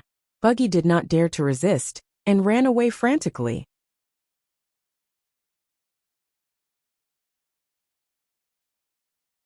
Chapter 573. Lone Moon glanced at Shening. If that insect hadn't called out to them just now, Shening would have really attacked him with that claw, right? Why did you suddenly attack him? She didn't look like someone who would take the initiative. Shening took the tea that Chef handed over, and then blurted out, Oh, I'm used to it. She wanted to pinch the insect when she saw it. Lone Moon. I Ching. So that was just a conditioned reflex. This insect is really the insect race from your sister's plane? Lone Moon's eyes widened. Shening nodded and explained. There was a plane storm near the mother planet of the insect race. One of the insect race queens should have been accidentally swept into the end of the void. Lone Moon was even more confused. That's not right, the insect race doesn't look like this. Although that guy had antennae, he was clearly in human form. When he first returned, Shening had shown him the images of the insectoids. They all had thick carapaces. Mimicry, Shening said. High-level insects have mimicry, and this is the end of the void. It's normal for there to be some mutations. So that was it. I'm so hungry, can we eat? She's still that foodie. Lone Moon didn't expect to find the location of the spirit seed on his first day in Yang City. It was easy now that he knew the place. Lone Moon had originally planned to sneak into Immortal Spirit College tonight and take the spirit seed back. But he found that the aura of the end of the void was too messy, and there were some completely unknown energies surrounding it. Their divine perception couldn't probe into the college at all, which meant that they couldn't find where the spirit seed was at all. Perhaps because he had suffered once, Lone Moon was more vigilant towards this world. He didn't just barge in without a care, and the spirit seed was now an open reward for the League. If it suddenly disappeared, it would definitely cause some unnecessary trouble. And this was the chaotic end of the void. The plane gate wasn't something they could open and return whenever they wanted. Shening said that they had to wait at least a month before they could open it again. So after thinking about it, Lone Moon still felt that it was better to win the spirit seed openly. That's right, Father Neo planned to participate in that alliance competition. Whether or not they could win in the end, at least they would have a chance to know the exact location of the spirit seed. Moreover, even though only one academy could participate in this competition, Buggy had also mentioned earlier that many forces called themselves academies to participate in the competition. Naturally, they could do so as well. Hence, the three of them asked for directions and headed directly to the registration place. The Immortal Academy was actually not in Yang City, but on a secluded hillside in the west of the city. Perhaps because of the competition, there were people going in and out of the entrance. The location of the report was on the left side of the academy. Invincible Academy? The registrar was stunned for a moment. He raised his head and looked at the three of them. I've never heard of this name before. It's a newly built academy. It's not well known. And it's located in a remote place in the north, Lone Moon said. The man did not ask much. Perhaps it was because he had received too many visitors in the past few days. He directly wrote down the name of Invincible Academy on the register. As he wrote, he asked, "Are you the teachers leading the team?" "No, we are participants," Lone Moon explained. Seeing that he was a little suspicious, he added, "Our teachers were injured and are recuperating in the inn, so they asked us to come to register." "Oh, that's just right. You can go directly to the preliminary competition." He pointed to the inside of the academy and said, "There are too many academies participating in the Alliance tournament. Only the academies that have passed the preliminaries will have the right to participate in the official tournament." With that said, he directly handed him a competition card before shouting at the person behind him, "Next." Lo Moon did not say much. He picked up the wooden card and walked in. I Ching and Shining followed. Just as they entered the door, a guard at the side glanced at them and waved his hand. "Hey, you guys. Come this way. The next round is about to begin." The three of them turned and followed them in. After a while, they turned in front of a door. The guard then pointed inside and said, "As long as you can last inside for a joss-stick's time, you'll be considered qualified." With that said, he directly opened the door in front of them and gestured for them to enter. The few of them went in to take a look. Only then did they realize that inside was a place that was like a beast battle arena. There seemed to be no time to clean up inside. There were some messy things scattered around. There were weapons, armor, talismans, and other things. There was also a faint, strange smell in the air. I Ching frowned. He directly conjured a wind seal and blew away that strange smell. At the same time, he blew all the rubbish on the ground to a corner. It was obvious that they were going to compete in martial arts, but they did not know who their opponents were. They looked around and found that there was a huge iron door opposite them that was tightly shut. There was an unfamiliar aura inside. They could faintly detect that it was a huge fellow. "Hey!" The guard who sent them here called out to them from behind. He said somewhat worriedly, "Remember, you have to last for a joss-stick's time to be considered qualified. If you want to give up halfway, just say that you admit defeat." "Thank you very much," Lone Moon replied. Only then did the guard nod.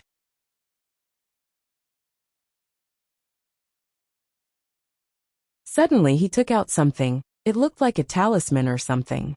He pressed it against the wall at the side. Immediately, there was a rumbling sound. The huge iron door opposite them opened automatically.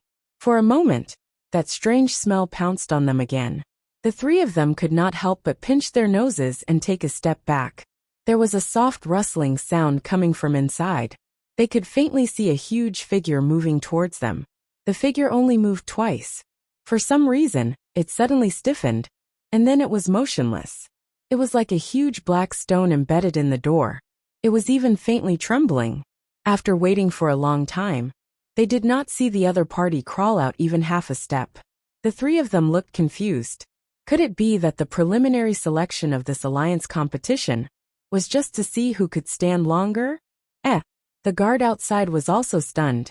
Why isn't it coming out? He walked towards the opposite side somewhat anxiously.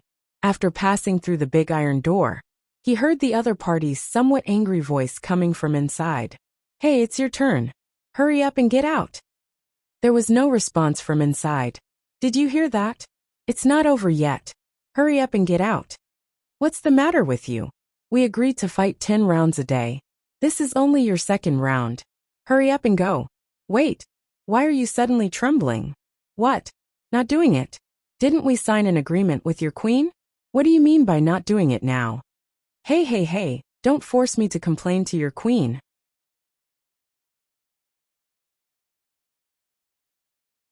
Chapter 574.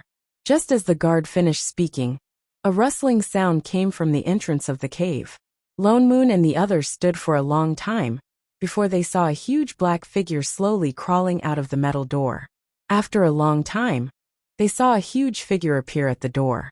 Its entire body was pitch black and covered in thick, hard armor. Its lower body had 10 slender, blade-like thighs, and its head had more than a dozen compound eyes. Its body was 4 to 3 feet tall, and it looked like a giant mutated beetle. It looked very scary, but it was shaking violently like a candle in the wind. One could not help but worry that it would flip over if it kept shaking. It even stretched out dozens of soft tentacles from its mouth and comforted itself by hugging its armored body. The corner of Loman's mouth twitched. He felt that the monster in front of him looked a little familiar. It was especially like one of the images Shunning showed him when he returned to Earth. So this one couldn't be Bug? Shunning was stunned and took a step forward.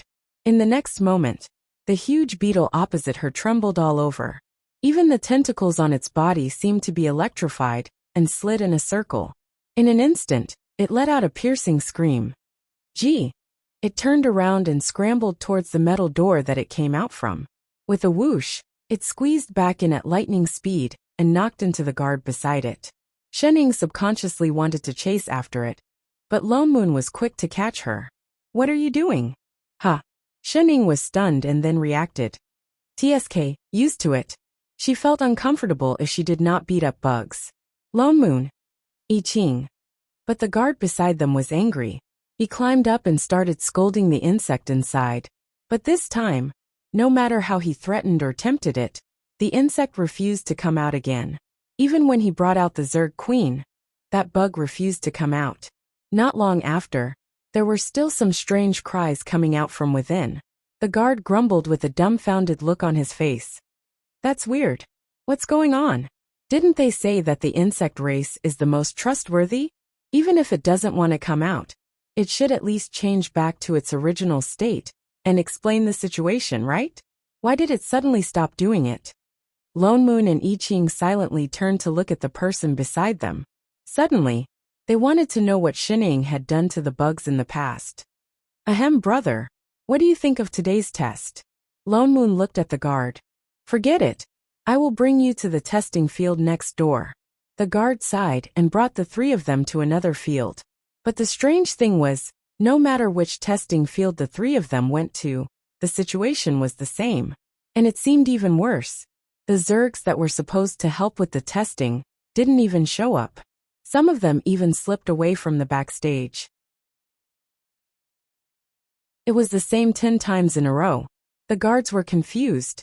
Could it be that the Queen of the Zerg was dissatisfied with the academy? Why did the Zergs that were sent to help with the testing suddenly go on strike one after another? He couldn't help but have some conspiracy theories. In the end, he was so annoyed that he could only let the 3 of them pass. But those Zergs who were frightened still did not dare to come out. The 10 Zergs in the testing grounds, as if they had agreed to hide inside and shiver, did not dare to move a single step. They only recovered the next day. Because of this, the time of the united competition was delayed by a day. Although this kind of giant beetle was tall and strong, it had very low intelligence. Even if it turned into a human form, it didn't get anything out of it. It became a strange thing in the academy. Lone Moon expressed that he would get used to it after lying down and lying down. For all. The 3 of them received the competition qualification card in the name of Invincible Academy as they wished. The united competition would officially be held 3 days later. The specific competition method would only be announced on that day. Lone Moon was thinking about the spirit seed and didn't pay much attention at first. Until the day before the competition he heard bad news. What? For people? I Ching was stunned and looked at Shunning beside him. But there are only 3 of us including Master. I just found out too. The first round is a team competition.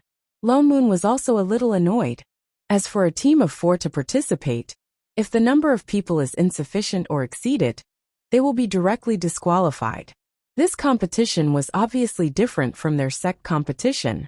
Looking at the competition format, it was not strange that there would be a team competition. And it was originally stated before the competition that it was a competition between the various academies.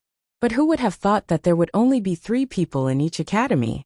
Now thinking back on the meaning of the previous preliminaries, it was probably to get rid of those who wanted to watch the show and sneak in to see the world. Then what should we do? I Ching frowned. If we don't participate, we can't enter Immortal Academy, and we can't find the spirit seed. We can only look around temporarily to see if anyone is willing to go with us. But they were unfamiliar with this place, and the competition was tomorrow. Where could they get someone to come? Can we use sorcery to temporarily create a puppet to fill the numbers? He suddenly thought of the demon that Tao Chu had transformed from those leaves that day. No. Lone Moon shook his head. This competition is so formal, there must be specialized people to examine it. What's more, this is the end of the void. These people are all from different planes. We don't know each other's situation.